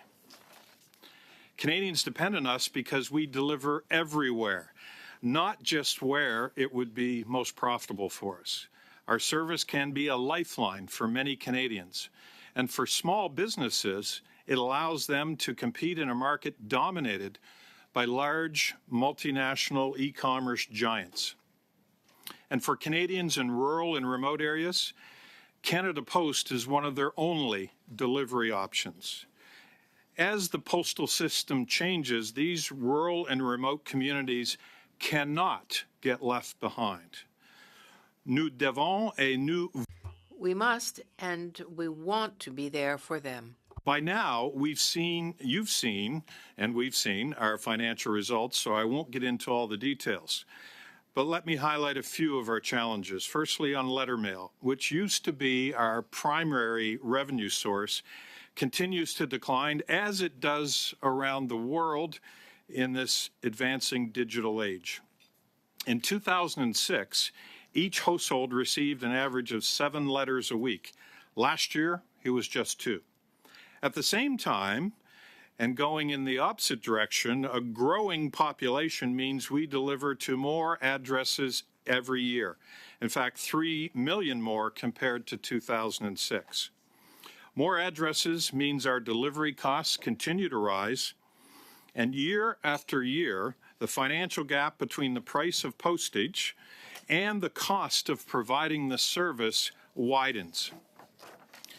We've also seen challenges in parcel delivery. The parcels are the very future of the company, where we've been making critical investments in service and capacity to better compete. Last year, these investments helped us achieve some of our best ever service performance results in our entire history. However, the parcel delivery market has become hyper-competitive. We're going head-to-head, toe-to-toe against established global players and low-cost new entrants that emerged through the pandemic. As a result, our parcel delivery market share has been cut by more than half since 2019. Mr. Chair, Canadians need a strong postal service, particularly in rural and remote communities. Nous adapter. We must adapt quickly to be there for them. For this important study, let me offer my thoughts on what a future Canada Post could look like. To me, it requires the following. Number one, becoming much more nimble and innovative, focused on the changing needs of our customers. Number two, being able to invest in priority areas such as our network and bringing our legacy systems out of the dark ages, further improving safety for our people and continuing to green our operations. Number three, having a delivery model with the flexibility to offer weekend deliveries, next-day deliveries, and other innovative services Canadians want. Number 4, making our post office network more small business friendly and an easy-to-access growth hub for Canada's budding entrepreneurs. And lastly, number 5, we need a refreshed regulatory approach, one that provides flexibility to act quickly in today's hyper-competitive parcel market, while providing the appropriate checks and balances in terms of government oversight. That is my vision for modernizing Canada Post. Canada Post will continue to be there for all Canadians and Canadian businesses. We will keep working hard to evolve the postal system to reflect how Canadians use our service today, and more importantly, how they're going to use it tomorrow. Significant change is required urgently, and we're prepared and committed to leading this change, working closely with the federal government and our bargaining agents. Canadians expect us to work together in your roles as legislators and ours as management to find workable solutions to evolve and preserve this great national infrastructure. I look forward to our discussion. Thank you and merci. Thank you very much. We'll start with Mrs. Block, please. Go ahead. Thank you, Mr. Chair, and through you to Mr. Ettinger. Welcome here. I think this is our second or third meeting on this study regarding Canada Post, and I'm looking forward to hearing your answers. Sir, can you answer for us what has been the biggest obstacle to Canada Post modernizing over the last 8 years? Thank you for that question. I appreciate that. Really, as I mentioned in my opening remarks, our costs, our delivery costs have been going up substantially, and addresses have been added as we've been growing as a country. So the costs in that are very significant because, as you know, we deliver to every address every day. We're proud of that. We're pleased to do that. But the cost of being everywhere every day is getting higher and higher every day. At the same time, our revenues have been falling in terms of letter mail, our most profitable line of business. So it's put us in a tough position financially in terms of having, adequate funding over the long term to make the kind of changes we need to make to modernize this company. It needs to be modernized. It needs to be more agile. It needs to be more flexible. And when I say flexibility, I mean regulatory, but also in areas of investment, decision-making. We're in a category against some of the best competitors in the world, and we have to be moving fast. I'm confident we can compete with them, but it needs to be a different model to do that. Thank you very much. I appreciate that. In your opening statements, you used terms like being able to invest and a refreshed regulatory approach. We've been made aware that Canada Post has not had a corporate plan approved since 2019, which is prior to the pandemic. How much damage has been done to Canada Post by the lack of a corporate plan over the last 5 years? Well, we thank you for that. We've been working very closely with the government on the plan. Our last corporate plan was submitted last fall, in fact, early, for 24 to 28, the corporate plan. It outlines the challenges in that in great detail. We've not been able to find alignment to get approval, but we're working with the government on a new plan. We're joint stewards of Canada Post. We're working together to try to find the right solutions. The minister and I have a good working relationship. But right now, the focus is on short-term measures to make sure that we continue to be viable in the next few years in terms of financing, borrowing, and pricing flexibility so that we have the adequate amount of funds to continue to turn around this company. So with this misalignment that you have between Canada Post and the Government of Canada or the minister with whom you are negotiating to get an approved plan. What seems to be the issue, the main issue in that misalignment? Well, as you know, in the laws that govern Canada Post, we have to operate in a financially self-sustainable manner, which is a good thing to have in place. So we have submitted all of our plans from a business standpoint based on the need to have a long-term financially sustainable company, breaking even or even getting past that, but mainly to break even. But we have not found in that process the alignment that both of us are comfortable with. So again, we're continuing to work hard on it, and in the meantime, we're changing and upgrading and modernizing what's within our control. Thank you. I represent a very large rural riding in Saskatchewan, and my constituents on a repeated basis have raised the issue of Canada Post's long-term effort to change over addresses to civic addresses for the purposes of delivering the mail. And I know that this is being replicated across the country in rural Canada. Do you have a timeline for when this initiative will be completed? And can you tell us what are the difficulties facing Canada Post in getting this done? Thank you. And I'm going to pass that over to Manon Fortin, our Chief Operating Officer, to answer that question if I can. Thank you, Doug. Thank you, Doug, and thank you for the question. We are constantly reviewing our network to assess where changes need to be made to improve service to the 17 million addresses, not just urban, but rural and remote communities also. And we have hundreds of civic addressing projects ongoing every year. I'm not familiar with the requests from your area, but I can assure you that we often do it at the request of the community, or we do it because there's growth that we need to deal with, and therefore, or changing demographics, changes in the community. So hundreds of it's not an easy change. It takes a lot of diligence and a lot of work with those who live in the community and the cities as well. So I'd be very much. I'm happy afraid that is to our get time. more information. Sure. Yeah, and to provide a clear answer on your area specifically. Thank you. Thanks. Mr. Kusmirchuk.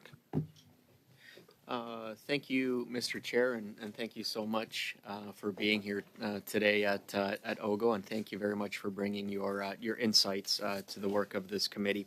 I just wanted to start off and saying thank you. This is the first time I had a chance to say thank you for the stamp that was introduced back in January during Black History Month for Marianne Shad, who is a local icon in Windsor, Essex, and Chatham, Kent area. Marianne Shad was an abolitionist and was the first woman and the first Black woman in Canada to publish a newspaper, the Provincial Freeman. And so I just wanted to say thank you for that wonderful initiative. Just curious, I wanted to ask what type of response have you received to that? Well, thank you for raising that. I appreciate it. And you know, it's one of the really enjoyable parts of my job and our job is to tell the stories of Canadians, a lot of unknown and heroes, Canadian heroes that we don't know about. But that stamp went over very, very well. Part of our annual focus on Black History Month, and there's so many great stories there. And, you know, we really, we do a good job on those, and we really enjoy putting those stories out there and getting the families involved and the communities. It's great for Canada, and if you've never been to a stamp launch, you should come. They're quite emotional and quite positive. So, yeah, thank you for the comments. Wonderful, Mr. Ettinger, and you mentioned the word heroes, and I look at the 500 postal workers in Windsor as heroes. Mm-hmm. They're amazing, and especially during the pandemic, they answered the bell in a huge way. They continue to serve our community with distinction. You know, just to highlight, 2 years ago, a former postal worker, Mr. Phil Lyons, received a prestigious award in our community, which is the Charles E. Brooks Labor Community Service Award, for being a community leader in Windsor, Essex, serving the community. And so they are heroes. Not only do they carry the mail and deliver the mail, not only do they support our community, homeowners, seniors, and others, but they make our communities better. They give back to our community. And, you know, in Budget 2024, the federal government affirmed that Canada Post will continue to be a service-first organization. I just wanted to ask you, what does service first mean to Canada Post? Well, thank you for that question. And by the way, before I answer that directly, our employees are absolutely amazing. They are the ambassadors of our brand. They're everywhere, every day. We get tremendous positive feedback. Of course, not all of them are perfect, but they're pretty darn close to it. We really value what they bring to the table, and through COVID, they were amazing. They were on, just to remind everyone, they were on the front lines all through that. They never wavered from their responsibilities to be out there. It was amazing to watch. In terms of service, it's our number 1 through number 10 priority. It is everything to us. It's in law, it's in our mandate, it's in our blood, it's in our purpose, which is a stronger Canada delivered. And our recent investments, where we've tried to control things that are really important to us, we were pleased to open a brand new facility last year in Scarborough, the Albert Jackson Processing Center, named after our first black letter carrier in Canada back in the late 1800s. That was a huge project led by Manon Fortin, I might say, and led very well.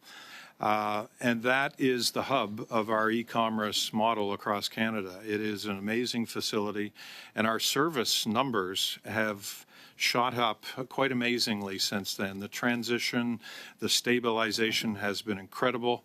Our on-time service performance numbers are the best we've ever seen in our history, and we're going for more. Manon has that as part of her goals for the next year or so.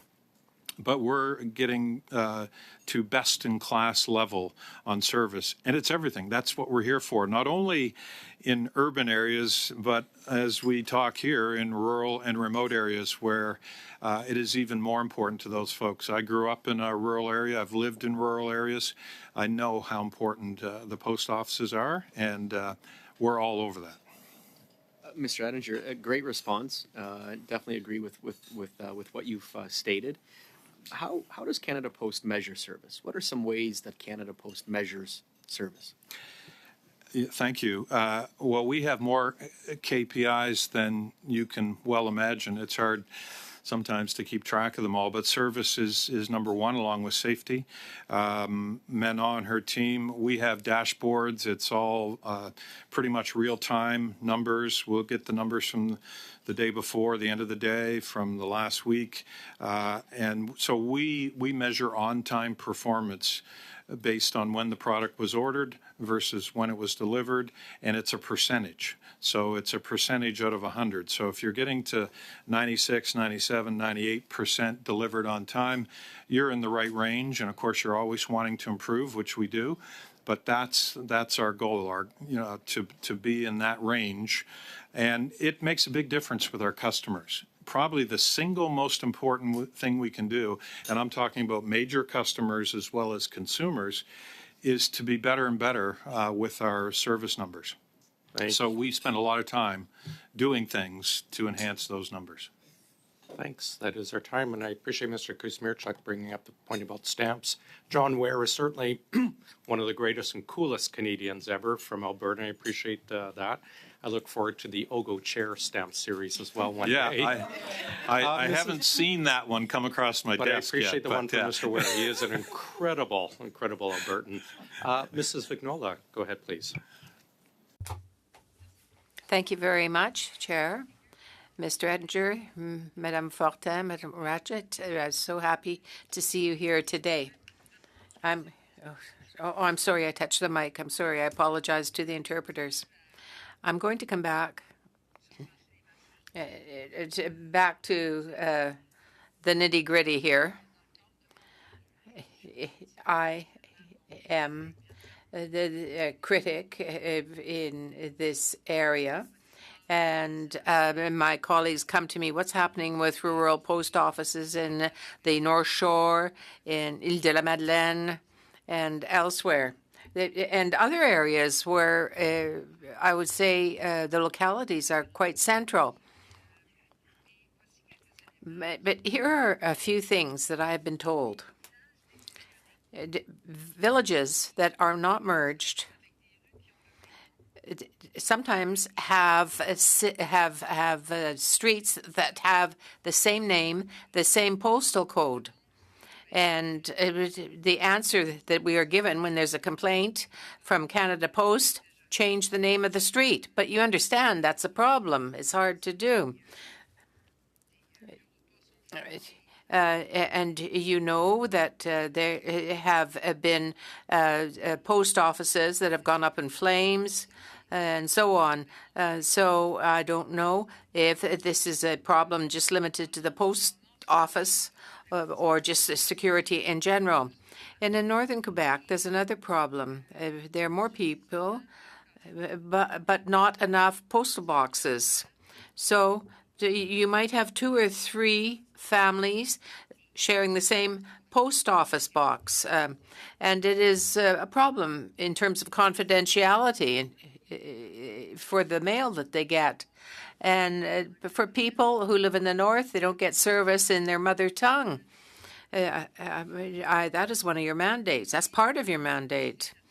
And you know, or at least I hope so, you know the problem of transporting medication in the North Shore, the Lower North Shore, and certain areas in Quebec where there are very few, if any, roads. And Île-de-la-Madeleine, where they have to get all types of supplies, even school supplies, sent by post because there's no other way of getting them. So does Canada Post have a solution in mind for this type of problem, how to solve this problem in the future? Well, thank you very much. There's 2 or 3 questions in there. I appreciate that. And I'm going to pass it over to Manon Fortin. Again, she is responsible for operations. She's very close to it.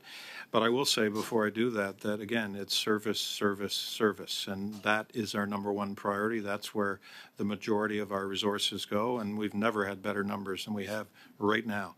But there are areas that can be better. So Manon, over to you. Thank you, Doug, et merci à Madame Vignola. Thank you, Madame Vignola, for your question. I'm just going to say, as said my president, that what we try to do, we strive to offer the best possible service everywhere in Canada, in all corners of Canada. Mail delivered at home, the 3,000 mail trucks that are constantly on Canada's roads, and all the post offices that we have here, half of which are in rural areas. Generally, we do good work. But as you have pointed out, it does happen that there are exceptions. I'm not specifically aware of problems with Saint-Hyacinthe, but I do know that there were other problems in your riding. It does happen that there can be service delays or if, for example, the weather's bad and, say, an airplane can't take off or land because of that. And we do try to find the solution with the communities that are directly affected by what you outlined.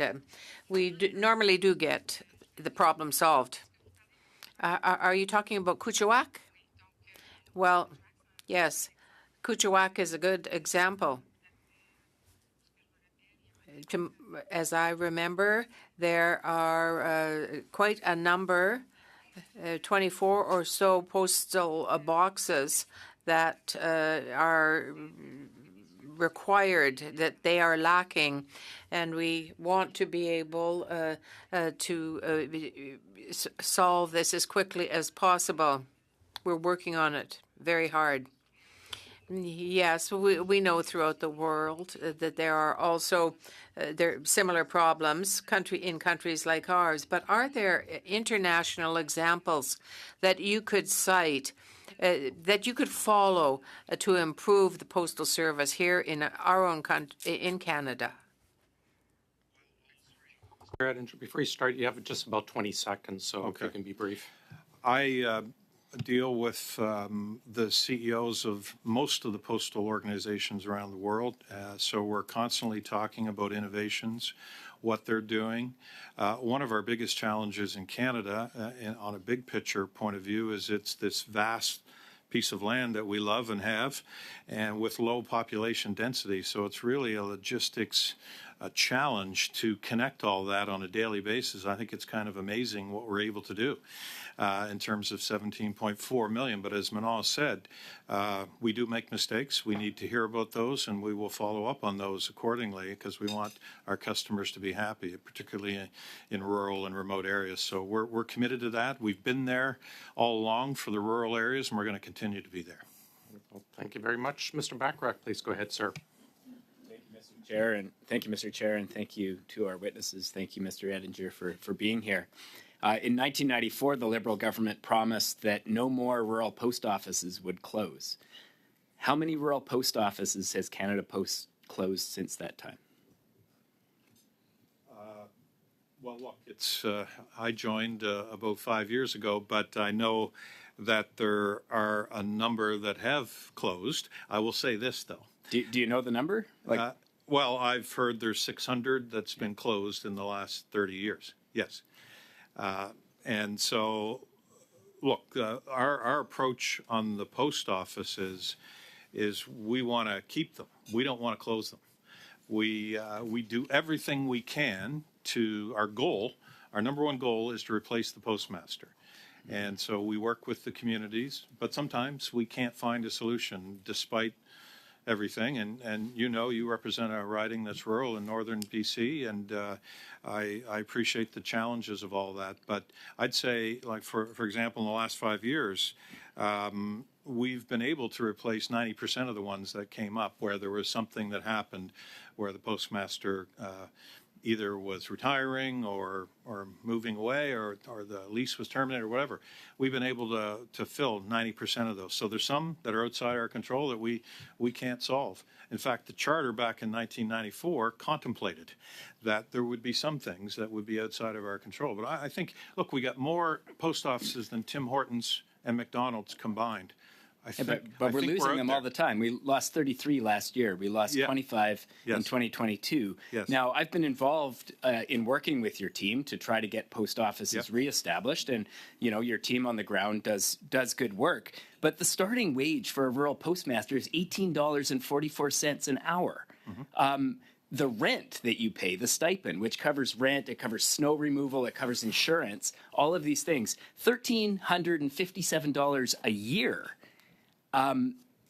Is the fact that Canada Post offers such poor compensation to rural postmasters part of the problem when it comes to recruiting and replacing postmasters? Is that what's driving this disturbing trend of rural post offices closing? Yeah, well, thank you for that question. It's an important question. Again, we want to remain in rural and remote Canada. We do not want it to be left behind. So it's our goal to replace every single one of them. But yeah, we shared the salary ranges and so on, and it goes as high as 30, depending on the size of the community and the volumes and so on. But it's worked. It's worked, and I'm not saying it's perfect, and at some point maybe. But it's not working because we're seeing post offices closed every single year, and part of the reason they're closing is because Canada Post is not recognizing the importance of those roles with a compensation package that is able to recruit people in rural communities. Yeah. I don't know many people in rural communities in northern BC that are willing to work for $18.44 an hour. These are federal employees that are handling the mail. Yes. Like, how is it possible that and where do you get market rent for $1,357 a year? You know what's happening? Those rural postmasters are taking those jobs because they know how vital the post office is to their communities. And the information we have is that they're paying out of pocket to keep your post offices open. Like, They shouldn't have to have a bake sale to deliver federal services in rural communities across Canada. This is on your watch. How are you allowing this to happen? I appreciate that. It's a good point. Again, it's worked over time. I think we've been pretty darn successful in replacing them. The world has changed. Canada's changed in the last 30 years. What are we now? 40 million people versus 25 million. It's hard to keep to get and attract and retain people in rural areas. I think we all know that. It's unfortunate, and oftentimes we're the last building standing. So we really want to stay there. We're not trying to get out of it. I'd like to see. One of the ways you can attract and retain people is by paying them more than minimum wage. Well, I would offer that. This challenge, it's been going on for a long time. We've lost 600 post offices since 1994. Every year, the minister sends the person in your role a letter of expectation. Has a minister ever expressed concern about the loss of rural post offices in a letter of expectation? Specifically express concern? I believe it's been mentioned. I can't, don't have them all top of mind, but I believe in the mandate letters it's been talked about in terms of rural post offices. Absolutely, and it's important to me, so it didn't bother me that it was in there. I support it. By the way, this is all in negotiations right now with the Postmasters Union, the CPAA, so I really can't be inappropriate for me to talk any further about it because those discussions are active as we're talking here. But we're concerned about this, so we're not, as I said, we want to fill these positions. So the post office in Dease Lake in northern BC, very small community, was closed. Canada Post contracted out the services to the band. And the band is now having to subsidize the operation of the post office to the tune of about $30,000 per year. They want to give that service back to Canada Post. They want Canada Post to reopen the Canada Post post office in that community. Are you willing to do that? Well, again, I'll just say that this service is very important to us. Rural, remote, northern. We're sending today 300 charter airplanes into the north every week to service the remote and rural post offices. We're so proud of that, but I can tell you we're probably losing money on every bit of that, but it's the right thing to do, the right thing for Canadians, and we're proud to do it. Thank you very much. We're committed that is our to time, I'm afraid. Perhaps we can get to it next round. Mrs. Cusi, please. Thank you, Mr. Chair, and thank you very much, Mr. Ettinger, and to you and your team for being here today. Mr. Ettinger, in Canada, the theft of mail is an indictable offense under Section 356 of the Criminal Code and carries a maximum penalty of 10 years in jail or a $5,000 fine. I'm sure, as you well know, certainly not an offense to be taken lightly. And I am someone who has been a victim of mail theft before, so I have a significant appreciation for how deeply this can affect a Canadian. I had portraits that I was waiting for taken from my mailbox at one point in time. So this is not a small crime, nor is it taken lightly under the criminal code. So therefore, do you think that $500 is a significant enough penalty for a member of Parliament who has admitted to stealing mail from Canadians? Well, I think, let me just say this, the sanctity and the security of the mail is critical to us. In fact, we have a whole department of security that reports to Manon Fortin that is engaged on a 24/7 basis. We have a control center here in Ottawa.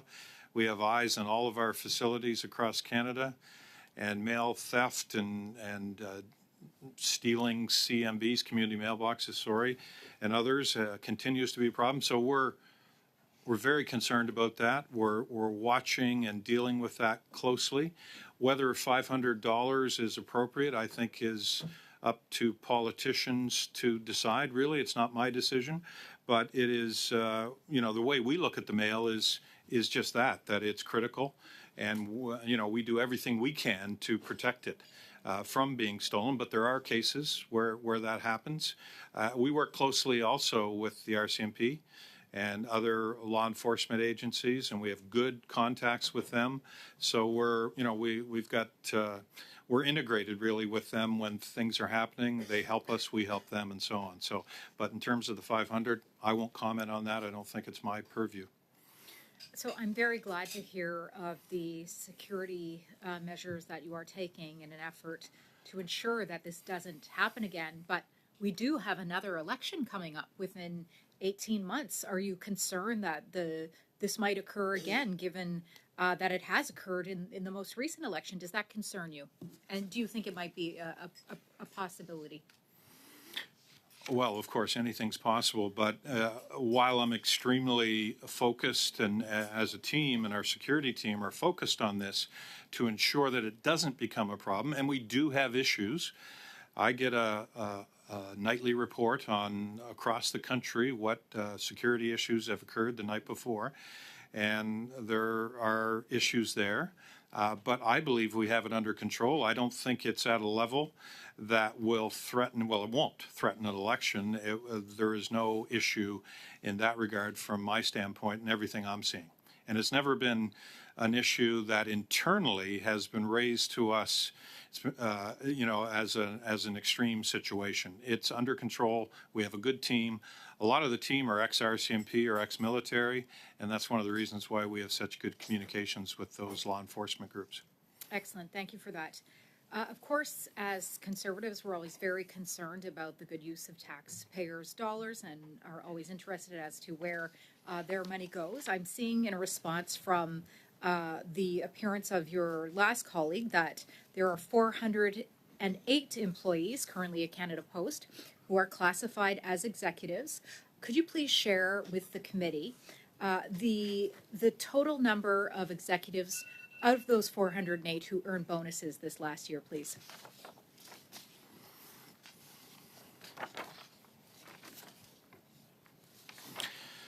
Well, we have, let me just say this. Let me put it in context first and foremost. Our payroll annually is $4 billion with a B. That's just salary and wages. We also have another billion, I'm rounding here, in benefits, so a total of $5 billion. So it's $10 million a day. It is huge. And we do have a bonus program. It's called CTI, and it was developed back in, I think, 2010, 2011, and it's for all employees. And it's never paid out a dime in its history because our financials prevented that. Thanks. That is our time. Thank you. Thank Mr. you very Sousa, much. please. Thank you, Mr. Chair. Thank you, Mr. Edinger, for being here today. You spoke earlier about the excitement of going to an unveiling of a stamp. In 2003, I did attend one of the unveilings of your very first mail carrier for Canada, Pedro da Silva. In 1693, he was the first in New France to deliver mail from Quebec City to Montreal, and he was celebrated. He's actually on a plaque in your office in Montreal outside. And it was unveiled in the 50th anniversary of the Portuguese when they first came to Canada through an arranged agreement with Canada and Portugal in 1953, Pier 21 in Halifax. My dad was on that very first boat. And so for us, the community was very, very excited about this anniversary stamp, as well as acknowledging this individual as having been a Portuguese immigrant back in 1693 to deliver mail. So thank you for that, and thank you for the acknowledgement for the community. Public's PSPC, an official, came to this committee back in April 8th, 2024, and talked about the similarities of the challenges Canada's facing, as is Australia. And the response was that we need to be more creative. You spoke about the 5 recommendations you've made. One of them is to refresh the regulatory approval systems, and I would be interested in knowing more specifically what regulatory changes you would propose in doing. And can you discuss the Australian model and how it's affected their services in rural communities? Thank you for that question. I appreciate that. I happen to know the Australia Post CEO very well. In fact, he came in by Zoom at our latest board strategy session in Montreal to share some of his learnings with us. And I'll just say that they've been able to, in their country, get a little more flexibility around their operating model, their delivery model. Flexibility, I'd say if there's one key word that I want to leave you all with today, it's flexibility. But let me just say this, our operating model was built back in the day, really in the last century. That sounds a little dramatic, but it was built for a paper-based economy, almost pre-internet, and that is holding us back. And so I would say right now, and forgive me for this terrible analogy, but we are driving a 1967 Chevy in a Formula One race. That's where we are right now, but we're tenacious and we got lots of new parts in the car, but it's a tough one. We need more flexibility to compete. We need more flexibility in how we deliver, weekend delivery, evenings, next day. We need flexibility in our regulatory structure to be able to respond quicker. Flexibility in pricing, which can help us with some of the financing issues that we've had. And flexibility to invest and improve service. Invest more in our people, invest more in safety. So, we've got to continue to modernize Canada Post. It's a wonderful organization that is a platform for change across Canada. People care about it. We know that. And we're in a fight, a dogfight for every parcel out there right now. And we're up against some of the best competitors in the world. I don't have to name them, but they're global icons, both shippers and in terms of e-commerce. So the flexibility we need is along those lines, but it's basically modernizing Canada Post, and I believe we can do it. I think we got the talent, the tenacity, the people to do it. Can you explain the rural definition, the moratorium? Should it be updated? I mean, obviously that's the biggest challenge that's facing. In the urban centers, we're okay. I mean, we have a lot of competition, but you have a lot of concentrated population to make it worth your while. Yeah. So explain to me what it is. How do we stay true, in essence, to the intended purpose of the rural definition, the moratorium, and what is it that we're going to do to make it better? A great question, a really important question. So the moratorium, as you know, has been in place for 30 years, since 1994.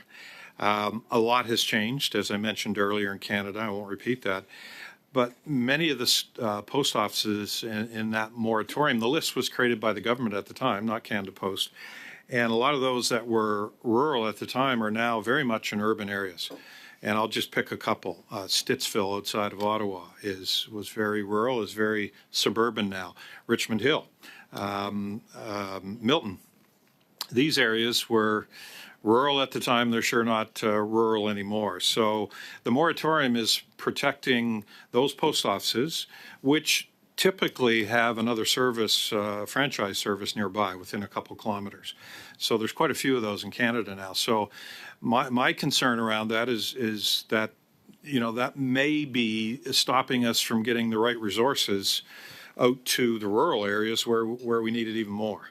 Because you're well served in the urban areas and unfortunately well served by our competition, who is essentially cherry picking the top 7 cities in Canada. They basically stay in that lane within 200 miles from the U.S. border, the top 7 cities, and don't really, we actually deliver some of their product north. And we go north. We go everywhere every day. So I'm sorry, Mr. we're getting cherry we're picked past our time. I have to cut you off. It was an interesting answer. And Mr. Seuss, I appreciate your opening comment. It was interesting to hear. Yeah. Mrs. Vignola, but before we start, colleagues, if you could just watch the clock and try and get your question out with the appropriate time for Mr. Edinger to answer. Thanks very much. Merci, Monsieur. Thank you very much, Chair. I will do so. My colleague earlier spoke briefly about Australia, which is a country, well, it's a continent, of course, in and of itself. And it has a lot of rural areas, rural communities. When you were talking earlier about international examples, there was Australia, of course, but there is also the UK.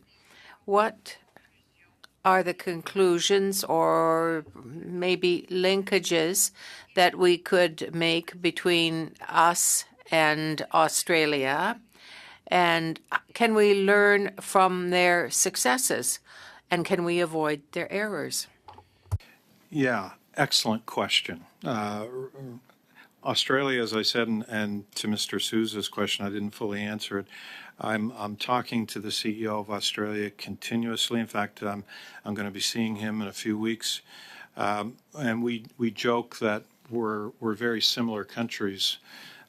We have snow, they have sand. Otherwise, we have a lot of similarities. But also we have a lot of empty space too. Again, the whole density, the population density in Australia is actually lower than Canada. We're two of the lowest in the world for population density. They're 3 people per kilometer. We're 4 per square kilometer. So we have the same challenges. So it really, and if you look at most of the G7 countries, and again, I meet with them continuously, they're all struggling with the very same issues. We compare notes, we're talking about all these things. So, one of the things in Australia is they've been able to use electric vehicles quite well in that marketplace. They've been able to develop a pricing structure with their government that works quite well to generate funding so that they can have the funding to turn around the company. And so that's worked well. IT, I was on the phone, honestly, last night with Australia on IT in terms of, because IT is really behind the scenes a really big factor on e-commerce. We're connected to every retailer in Canada. So if that isn't right, the shipment doesn't happen, there are problems with the customer. So it's the behind the scenes hero in all of this. And they were asking us for our learnings on some of the changes we've made to bring IT in-house, to get world-class IT, to get it right in close with our business units to make sure we're working together. So we're helping each other all the time. Thank you very much, sir. Mr. Bachrach. Thank you, Mr. Chair. Mr. Ettinger, you mentioned I believe you called them multinational e-commerce giants that are eating Canada Post's lunch in the big urban areas, and that you deliver their stuff to the north, to rural communities, to remote communities. Now, what's happening in the communities I represent is that people are trying to order things online because there are very limited retail opportunities in communities of 100 people, and they are getting gouged for shipping costs to rural places. So these global multinational e-commerce giants they're getting a deal. You're giving them a bulk deal because they ship so much stuff with you, and then they're marking the products up to the point where the shipping can cost more than the product. People on Haida Gwaii are having to spend, $150 to get a small order from an office supply company. This is absolutely wrong.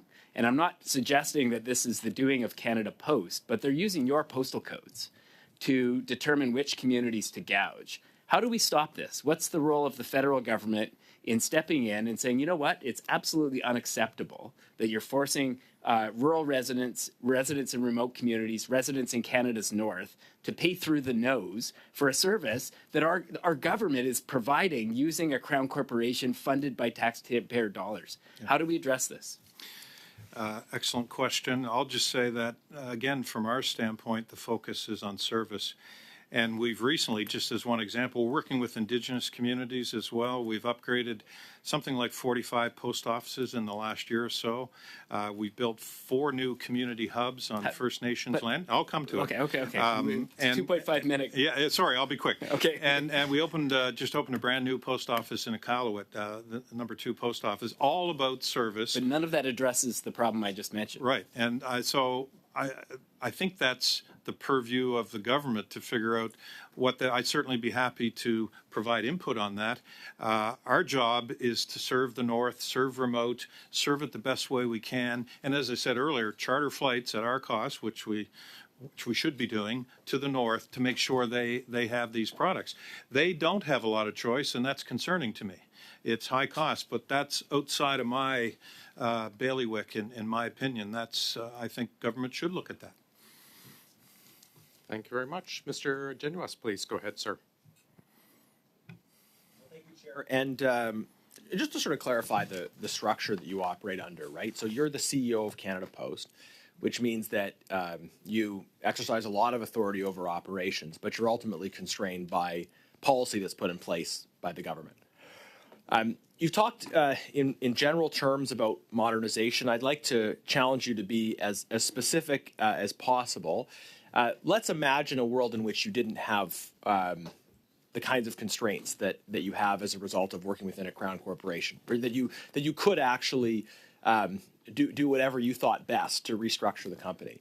Could you tell us specifically, like what kinds of more innovative and even radical measures you would undertake if you didn't have those constraints along the lines of modernization? Yes, thank you. Thank you for that question. Again, I'll go back to what I talked about earlier. The market has changed so much. Expectations of Canadians and customers have changed so much. Even coming out of COVID, with all these new upstarts, it's changed the game completely. So they are much more flexible than we are. They're 24/7. I got a delivery on my street, not for me, on Easter Sunday, Labor Day Monday. These players, which are low-cost, non-union players, are just much more flexible than us. So I would, again, come back to the word. I'm sorry, but the word is flexibility. We need more flexibility on how we deliver. All of our competition is doing weekend delivery. Right now, we're the only ones that aren't.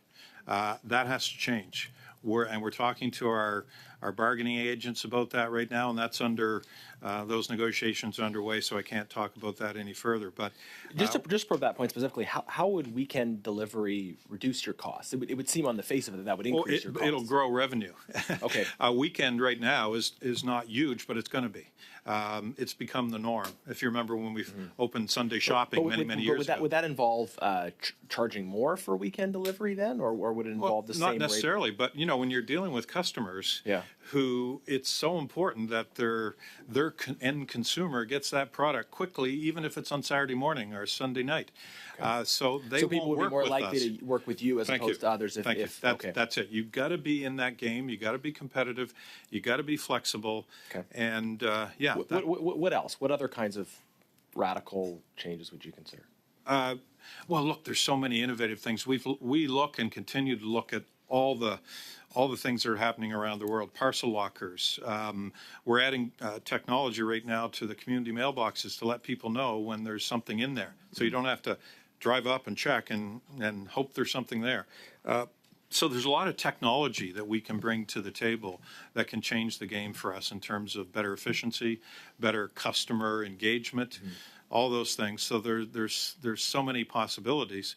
I'd say pricing as well. We need a pricing structure model that enables us to get reasonable pricing based on where inflation is on an annual basis, so we don't have to go through that whole process. Other countries are now doing that. They're setting up models whereby you work to a calculation each year based on inflation and other costs. The United States, for example, which is really new, they now get 2 opportunities for price increases every year, and they were notoriously low price stamps, lowest in the world. They're about to go right past us pretty quickly, and they're using that as a way to turn around their company in the United States, as one example. Mm-hmm. And for making these changes, the process then, taking you out of that imaginary world where you get to make all these decisions yourself, are you bringing these kinds of ideas to the government? What kind of response are they giving you on the weekend delivery piece, on the price piece? Well, weekend delivery is something we have to work out with our bargaining agents. So, but we have constant conversations with the department, PSPC. I'm talking to the minister on a regular basis, his deputy minister. So the communication lines are very good, but we have not been able to align on all the right solutions. But we know I'm not saying we're perfect or we may have missed a couple of things, but we know what's going on around the world and we know what's working. Yeah, just in terms of aligning, I mean, I understand that the minister may not agree with you on certain particulars, and obviously that's the minister's prerogative. It's the minister's responsible ultimately to the people of Canada for the decisions that are made. But it seems like the lack of approval for the strategic plan going back years and years. It seems like there's a problem of being able to make a decision on any kind of direction from the minister. How do you explain that, the lack of approval on a strategic plan, that seeming ongoing misalignment, the failure to kind of identify solutions between Canada Post and the political decision makers? Yeah, thank you. I am sorry to interrupt, but there's no time left for an answer, but perhaps the next round for the Conservatives, you can take time then. Just hold on to that, Go and ahead. you can answer my next. Thank you, Mr. Chair, and thank you to Mr. Edinger, Madam Fortin, and Madam El-Haj joining us today. I'd also like to echo my colleagues in recognizing our hardworking postal workers who serve our communities across Canada. And in fact, a childhood friend of mine who's nearing his 25 years of service, Paul Baya, is a beloved member of our community in Richmond, British Columbia. And he's coached over 3,000 kids, youth soccer, and even the dogs love him. So he's and well. And I also want on the issue of the stamps, I want to share a really proud moment for the Sikh Canadian community. A stamp was made to celebrate the contributions of the community in 1999, and it was a very proud moment for the community. So thank you again for recognizing that. My question is around the greening government strategy. The approach to meeting or exceeding national climate objectives in its own operations, reducing the climate environmental impact of federal government operations, supporting the sustainability goals, reducing greenhouse gas emissions, resilience of assets, services, activities through climate adaptations. So as part of this strategy in its operations, to be net zero by 2050, yes. Has Canada Post taken any measures to reduce its emissions and improve the sustainability of its organization? If you can talk a little bit about that. Thank you for that question. Another great question. Yeah, we've taken it extremely seriously. It's been in our mandate letters, and we've embraced it as an organization. It's an important part of our brand. And I'd say we've made a good progress, but we're on a journey that is a long journey, so we're nowhere near where we need to be. I'll say a couple points of evidence of that are the Albert Jackson Processing Center, which is very much a green certified building for its size in Canada. It's a huge facility, but it has solar panels on the roof. It has electric charging stations, et cetera, et cetera. We scorecard and monitor and are working on a number of programs around our environmental performance. We brought down our Scope 1 and 2 GHG emissions by 17% last year, so we have actual numbers, and it's on my scorecard in terms of progress. We launched a new product last year called Carbon Neutral Shipping, and it's basically ground shipping, which still emits carbon, but it's a lot less than other alternatives. So we're very pleased with those, and we've been recognized by a number of bodies for our actions, not just our talk, our actions in that regard in terms of the environment. And as I said, it's an important part of our brand, something we're committed to, but at the same time, we got to get the financials, and the financials concern me deeply, and we got to bring them into line, and we intend to. But on the ESG environmental side, we're pleased with where we are. Is that impacting, say, the fleet in any way? Thank you. We have one of the largest fleets, if not the largest in Canada. People may not realize that, about 14,000 vehicles. We've committed to converting those to electric by 2040. And we've started to phase them in a small way. We got a long ways to go, but we're very pleased with that so far. But we're learning a lot on that. The big thing with electric vehicles is the infrastructure. You have to get the infrastructure in properly, and there's a lot of learning there. We're learning as we're going, but we're very committed to that. Yes. Thank you for that. And with respect to the rural and remote communities, and the Indigenous communities who we know often live in a lot of these rural communities, the need to ensure access and the range Canada Post recognizes this obligation as part of its commitment. Can you explain how Canada Post approaches reconciliation? Yeah. We About 25 seconds, please. Oh, God. We launched a 5-year strategy in 2022. We're on Indigenous reconciliation. We were the first Crown at the time to do that. As I said, we've already improved 45 Indigenous post offices on their communities, on their First Nations. We got another 25 planned for this year. We have a 5% target on procurement. We're at 4%. We actually have an employee percentage target. We're at 3.3% right now in our organization. We've built 4 community hubs on First Nations land in the last couple of years. Membertou in Nova Scotia, High Prairie in Alberta, Fort Capel in Saskatchewan, and Little Current, which is Manitoulin Island in Ontario. Very pleased with those. And we're working hard on that. And by the way, we've opened 6 new full-service post offices in rural locations since 2022. Thank you very much. Mrs. Block, please.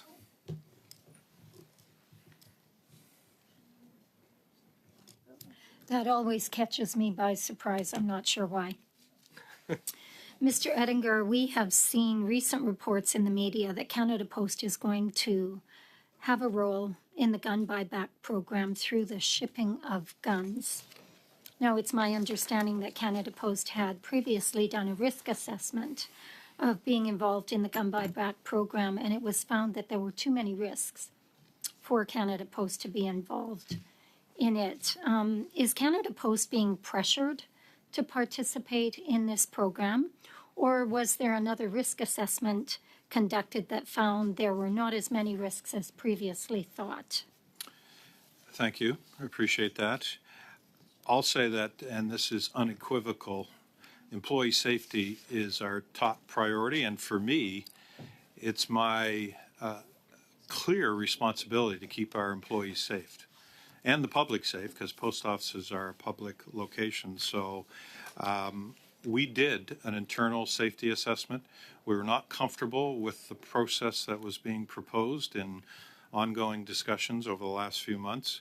And so our position is that the elevated risk, we're just not comfortable with. We're not set up. Our buildings are not set up with security, with proper storage. The buildings aren't that secure overall the way I'd like them to be. This is not in our expertise. This should be best left to those that know how to handle guns, know how to dismantle them, know how to manage them so no one gets hurt. It is not something we're comfortable with at all. Thank you. I'm sure you have communicated that back to those who may be suggesting that you should be. What has the response been so far to that, to the assessment that you yourselves have conducted and the answer that you've come up with? Well, our position stays the same, but I know there are discussions going on in terms of other alternatives that might make sense. I've always, on any issue, taken an open-minded approach because I don't pretend to have all the answers, but I'll get the right team on it, the right experts that can try to figure it out. So, the discussions continue, but our position is clear based on the approach that was being considered. We're just not comfortable from the elevated risk assessment of that. I would not live with myself if somebody got hurt. So it's almost that simple. Thank you very much. According to projections prepared for Canada Post by Ernst & Young, Canada Post was projected to have losses of $721 million in 2026.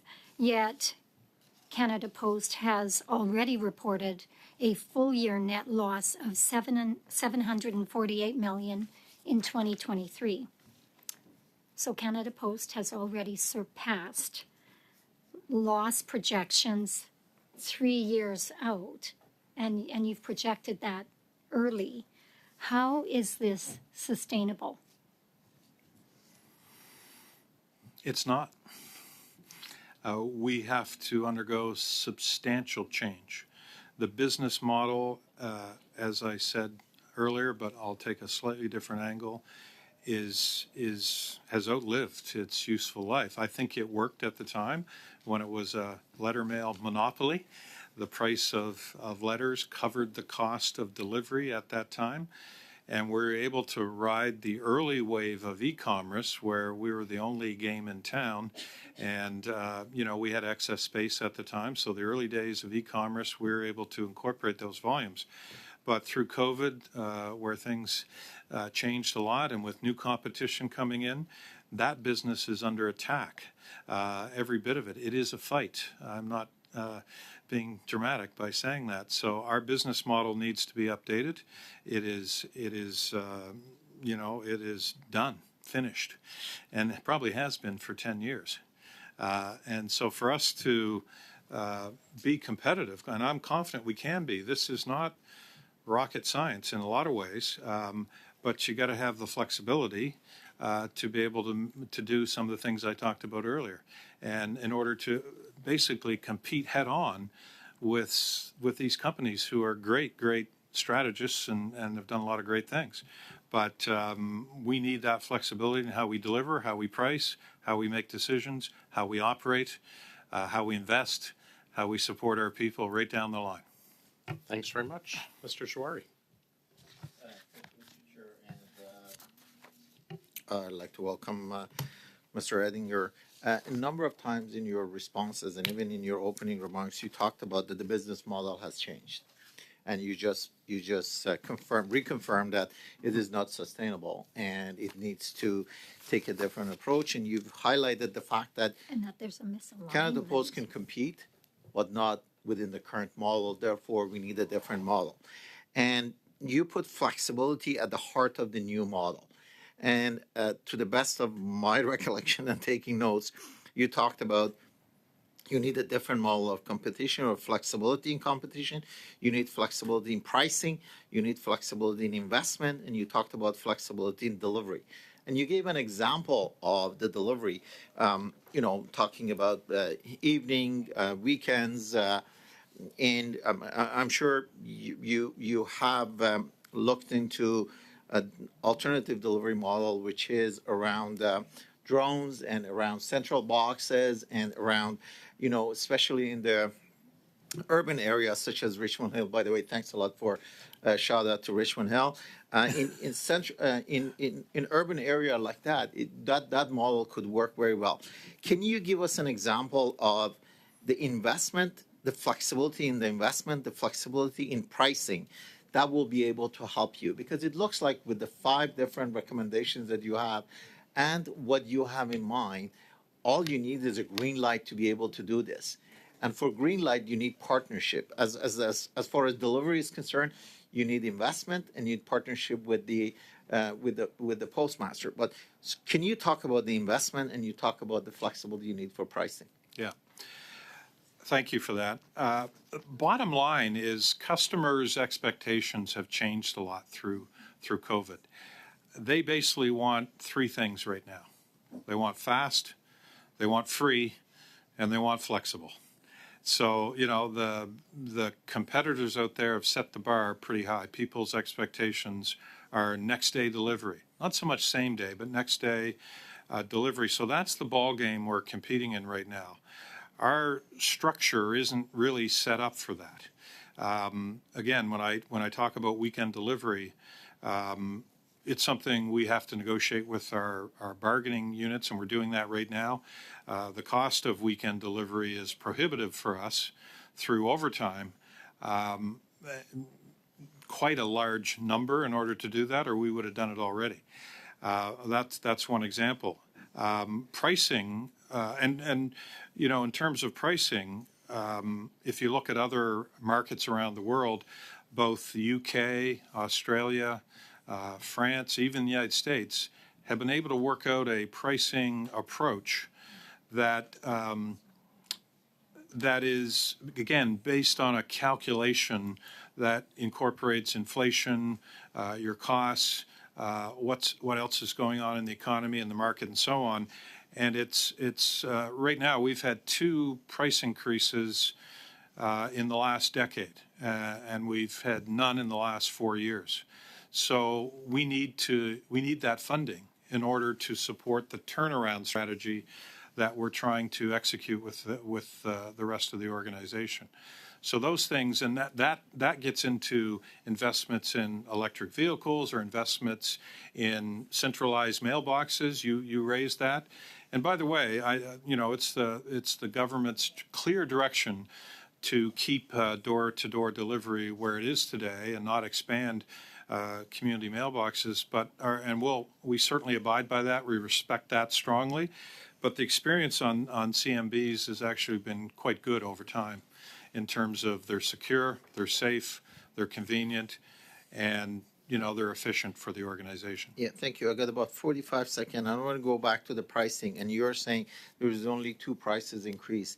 And when you're talking about the flexibility of pricing, are you talking about something that's out of your control, out of Canada Post control? It's dictated. Therefore, you can't looking into if you want the next day delivery, it's going to be X amount of dollar. 2 days delivery, if you want over the weekend delivery, is going to be that, and you cannot do that. We can price our parcels in e-commerce accordingly. It's a competitive market, and we can. What I'm referring to there is letter mail rate increases, which are controlled by government, by GIC approval. Yes. That's my time. Thank you, sir. Mrs. Vignola, please. Thank you, Chair. A few days ago, we learned, and I'm just going to ask my questions seriatim and quickly because I only have 2.5 minutes. We learned that there was a fraud around the small loans program. That fraud, I want to know, was it internal, external, the amount of the fraud, and how can Canada Post recover the sums of monies involved? Second question, you said that Canada Post needs more flexibility and also you have to compete with non-unionized parcel delivery services. What can Canada Post do?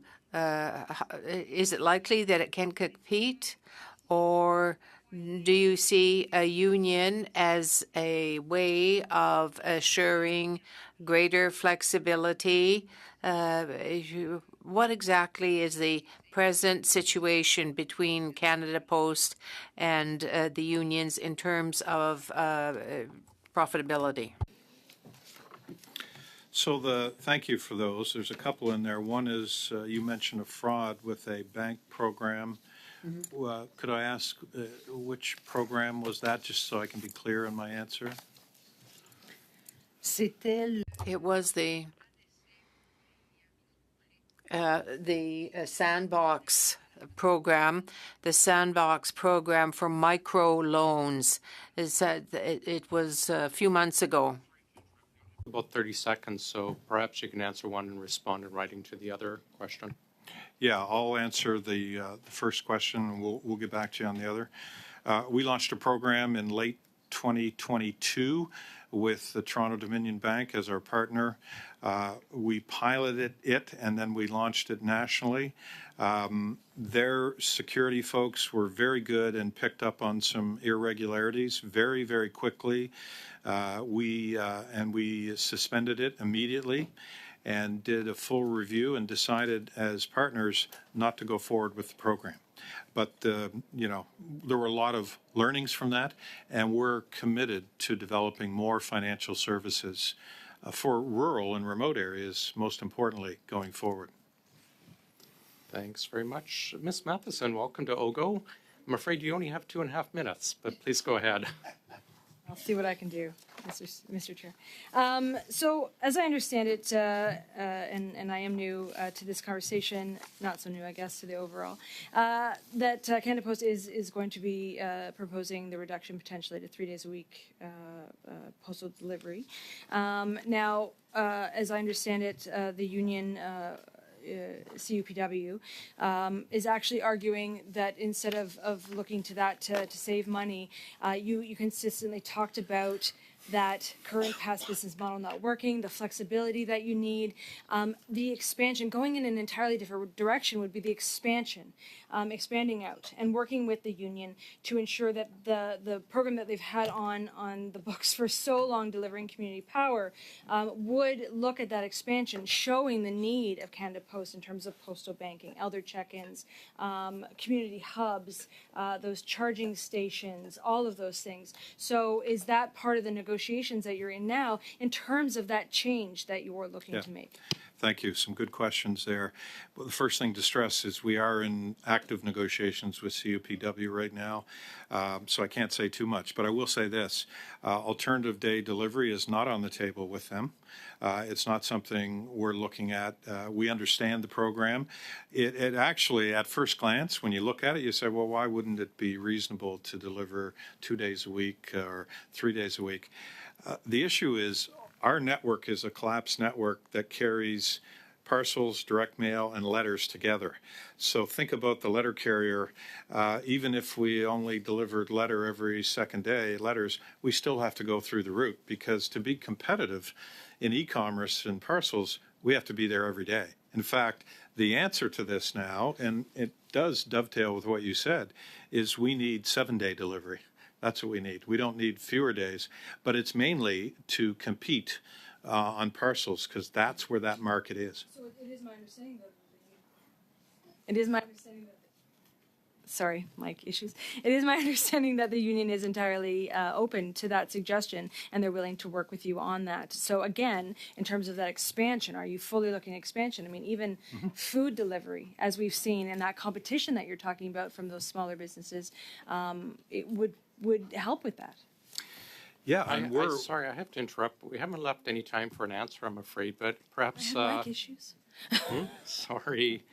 But perhaps you could get back to the committee in writing for some of the issues brought forward. Absolutely. And actually, while we're talking about that, the committee has passed a motion that requests everything back within 21 days for such information. We'll go to Mrs. Kusi, and then we'll finish this round again with Ms. Atwin. Much appreciated. Mr. Ettinger, I'm sure that Canada Post believes in the importance of privacy for Canadians, and of course, as you have mentioned several times over, you are here to serve Canadians, and I'm sure you want to responsibly act on your mandate. But I'm just concerned about your decision to fulfill your mandate in taking the personal information of Canadians without their informed consent and selling it to third parties. What words can you please provide Canadians with to ensure them that you are ethically fulfilling your mandate while disagreeing with the recommendations set out by independent officers of Parliament, please? Yes, thank you for that question. That's an important question. So I'll start off by saying the trust of Canadians when it comes to privacy is second to none. We take that very seriously. We announced some changes to our Smart Mail marketing program, I guess it was the end of February, following a concern, one complaint that came through the Privacy Commissioner. And we've made a number of changes related to that are already effective. One is no longer offering aggregated online shopping trends at the postal level for retailers to review. We've discontinued using data from publicly available directories combined with our own operational data to validate an incomplete address. And in that case, we've stopped doing that, but we're only trying to make the service better. And we're working hard to increase the transparency and awareness of our direct mail marketing program so that people know how to opt out of it if they want to opt out. And we're doing that through online, social media, in our post offices, and so on. So we continue to work with the Office of the Privacy Commissioner. We have a good ongoing dialogue with him and his team, and we respect the Privacy Act to the nth degree, and will continue to respect it going forward. Thank you very much for that response. My next question, Mr. Ettinger, is does Canada Post keep track as to who they are selling Canadians' private information to? Well, as I said, we treat data in a very, very careful and protected way. It's in our database, which is protected within our four walls. And essentially, we help businesses ensure that their lists are up to date and accurate for delivery.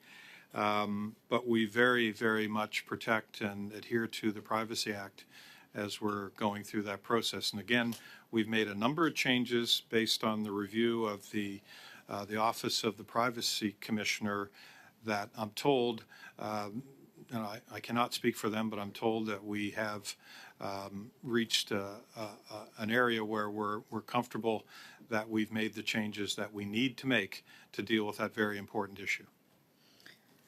So then I'm hopeful that this information guarantees that this information is not going to bad actors to target Canadians.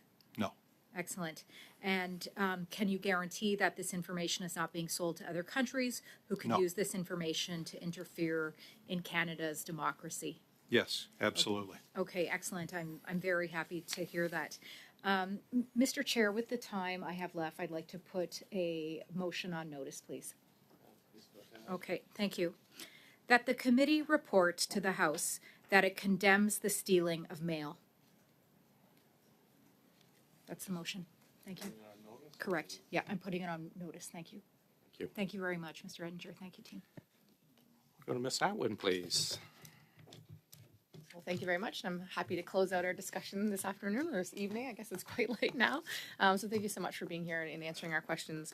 I really want to circle back to the community hub pilots that are happening. I was only aware of 2 locations, so really excited to hear that it's now 4.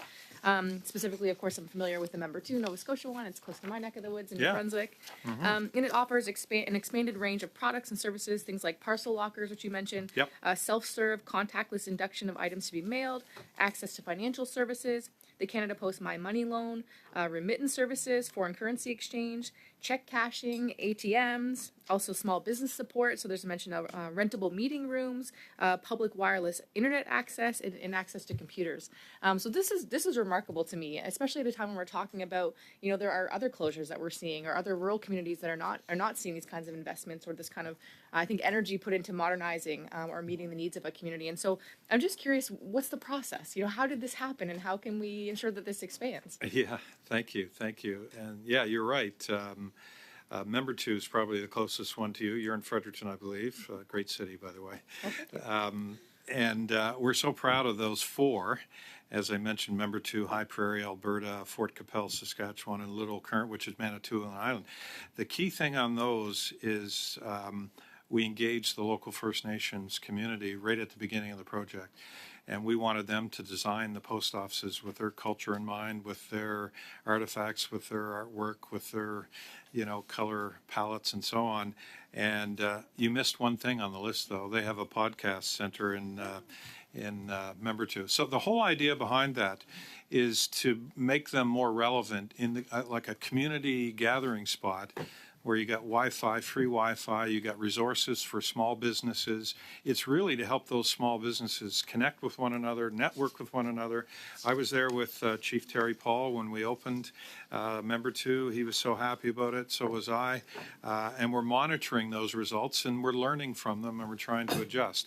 And Iqaluit is another example of that, where part of the intent for Iqaluit was for small business there too, so that they can, when you're starting a small business, it's a lonely venture. You may know that. And they need all the help they can get. So we can put them in touch with BDC, we can put them in touch with lawyers, whatever they need. We want to be the resource that really adds value. And that's our vision for the post office of the future, that it's got more stickiness. We're adding more value for these entrepreneurs. And are there additional costs incurred by the community for these extra services? And are there new builds or these existing kind of they're a little bit of both, but Member 2, for example, was a new build. I think Manitoulin was a new build. Iqaluit is a new build. The others were refurbishment, but you wouldn't know it. I mean, it's brand new looking and very different than what it was before. But again, the idea is selfishly for us to build loyalty with those small businesses. Sometimes those small businesses turn into big businesses, and we want to be part of that journey and want to help them.